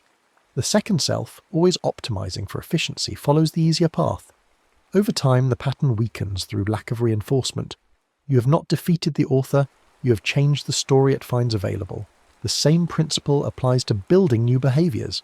Starting an exercise habit fails most often not because people lack motivation, but because they try to install it through sheer decision, making exercise require constant conscious override of inertia. But if you lower the activation energy by preparing gym clothes in advance, scheduling the session at a consistent time when energy is high, attaching it to an existing routine like morning coffee, and removing competing options by cancelling conflicting commitments, then exercise stops requiring willpower. It becomes the obvious next action, the thing the second self predicts will happen because all the conditions point that direction. After enough repetitions in consistent contexts, the behavior becomes automatic, a new script the second self runs without conscious prompting. You haven't disciplined yourself into exercise. You have trained the author to include exercise in its drafts. There is something humbling and liberating in this reframe. Humbling because it means the conscious self is less powerful than the ego would like, less central to the operation than the illusion of control suggests. You are not the solo author commanding your life through pure will and reason. Much of what you do and feel and think emerges from systems you do not directly access or control. But it is liberating because it removes the burden of impossible standards. You're not failing when you cannot override biological drives through pure intention. You're not weak when habits prove hard to change through decision alone. These outcomes are not failures of character, but natural results of how the system actually works. Once you understand the system, you can work with it instead of blaming yourself for not being a different kind of system entirely. This perspective also changes how we relate to others. When you recognize that everyone is double-authored, that the person in front of you is navigating the same gap between conscious intention and subconscious authorship, it becomes harder to judge their actions as simple moral failures. The colleague who is chronically late may not be disrespectful. Their second self may have learned dysfunctional time estimation patterns from decades of inconsistent consequences, and their conscious resolutions to be punctual cannot override those deep scripts without significant retraining. The friend struggling with addiction is not weak-willed. They are fighting against a second self whose prediction and reward systems have been hijacked by substance-related cues, generating cravings before consciousness can intervene. Understanding this does not eliminate responsibility. People can still work to retrain their second selves, and consequences for harmful behavior may still be necessary, but it shifts the frame from moral condemnation to compassionate recognition of difficulty. It also helps explain why advice and information so rarely change behavior. Telling someone what they should do addresses the first self, the conscious narrator, which often already knows the right answer. The problem is not lack of information, but lack of alignment between the first and second self. The conscious mind knows smoking is harmful, but the second self has wired nicotine to stress relief, social belonging, and routine satisfaction through years of reinforcement. Giving more information about cancer risks does nothing to change those automatic associations. What helps is interventions that gradually retrain the second self, identifying triggers and avoiding them, building new stress relief routines, changing social contexts, using nicotine replacement to weaken the chemical hook while the other associations extinguish. Change requires reaching the author, and the author does not speak the language of facts and logic. It speaks the language of pattern, repetition, emotion, and context. This is why therapy often focuses on creating new experiences rather than discussing old ones. Insight is valuable. The first self benefits from understanding patterns, but insight alone does not rewrite the second self's scripts. What rewrites them is new data, exposures that contradict old predictions, behaviours practiced in new contexts until they become automatic, emotional processing that updates the affective tags on memories, relationships that provide safe conditions for the second self to experiment with different ways of being. The therapeutic relationship itself functions as a retraining environment, a context where the second self can encounter consistency, safety and attunement, gradually learning predictions it may have missed in earlier development. The recognition of our double authorship also bears on how we structure societies and institutions. Systems designed with the assumption that people are rational actors, fully conscious decision-makers weighing costs and benefits, consistently fail because they misunderstand human nature. People do not carefully calculate trade-offs in most decisions. Their second selves follow heuristics, respond to primes, and stick with defaults.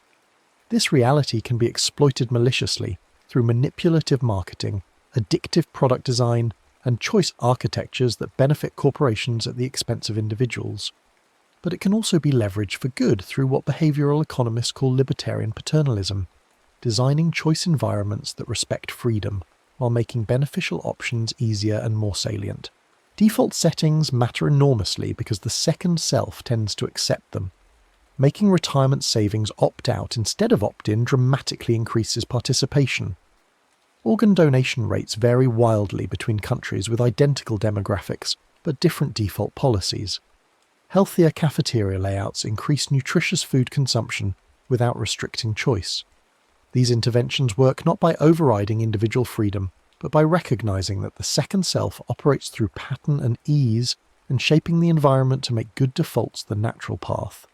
The ethics of such design are complex, requiring transparency about intentions and oversight to prevent abuse, but the basic insight remains.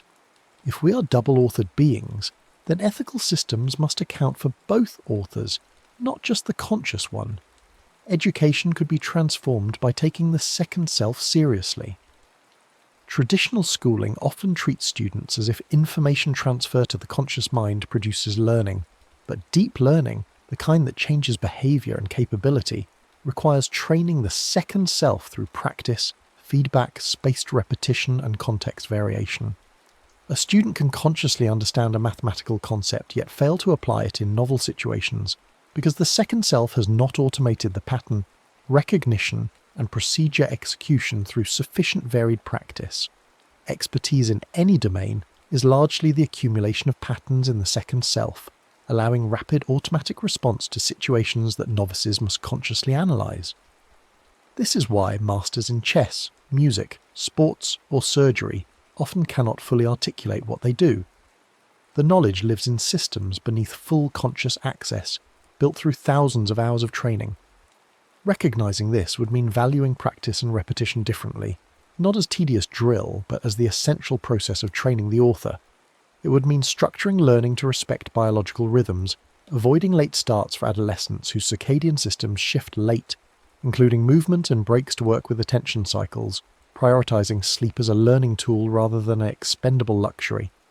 It would mean teaching students about their second selves, giving them the metacognitive tools to notice when they are running on autopilot, to recognize primes and triggers, to design their own environments for success. Self-knowledge would include understanding the author behind the author. As we approach the end of this exploration, we return to the question of endings themselves. If the second self writes forward in time through prediction, creating self-fulfilling prophecies that draft future from anticipated future, then our endings are not entirely predetermined, but neither are they entirely open. They emerge from the interaction of past patterns, present conditions, and conscious interventions. The life you will live 10 years from now is being drafted now, in the habits you reinforce, the environments you construct, the stories you tell about who you are, the attention you train, the sleep you protect, the cues you place in your path. Most of that drafting happens automatically, the second self extending yesterday's patterns into tomorrow. But some of it, enough of it, can be influenced by the choices you make today about the conditions that shape tomorrow's choices. This is neither the sovereignty promised by the illusion of complete free will, nor the helplessness implied by strict determinism. It is something in between, and perhaps more true. Constrained agency, the freedom to shape the shaper, the power to train the trainer. You cannot escape being double-authored, but you can become a better collaborator, learning what the second self needs and how it learns, providing it with conditions that lead toward the life your first self wants to consciously endorse. The gap between authorship and awareness will never close completely. You will always be catching up to processes that have already begun. But the gap can become a productive tension rather than a source of futility, the space where conscious intention meets automatic process and negotiates a path. The story of your life is being written right now by two authors. One works in the light, slowly, with reflection and intention. The other works in darkness, quickly, with pattern and prediction. They often misunderstand each other. They sometimes work at cross purposes, but they are both yours, both essential, both writing the only story you will ever live. The question is not how to silence one in favour of the other, but how to bring them into better collaboration, how to make the dark writing and the light writing tell a story that, read together, makes sense and moves toward meaning. That is the craft of a human life, the endless work of becoming co-authors with ourselves, writing forward with two pens on one page, accepting what has already been written while shaping what comes next, living in the strange gift of time where the future is both determined and open, both drafted and unfinished, both inevitable and available for revision. The ending is not yet written, but the author behind the author is writing it now, and you, reading these words, have already begun to write back. The next story is about to begin. Please relax and enjoy.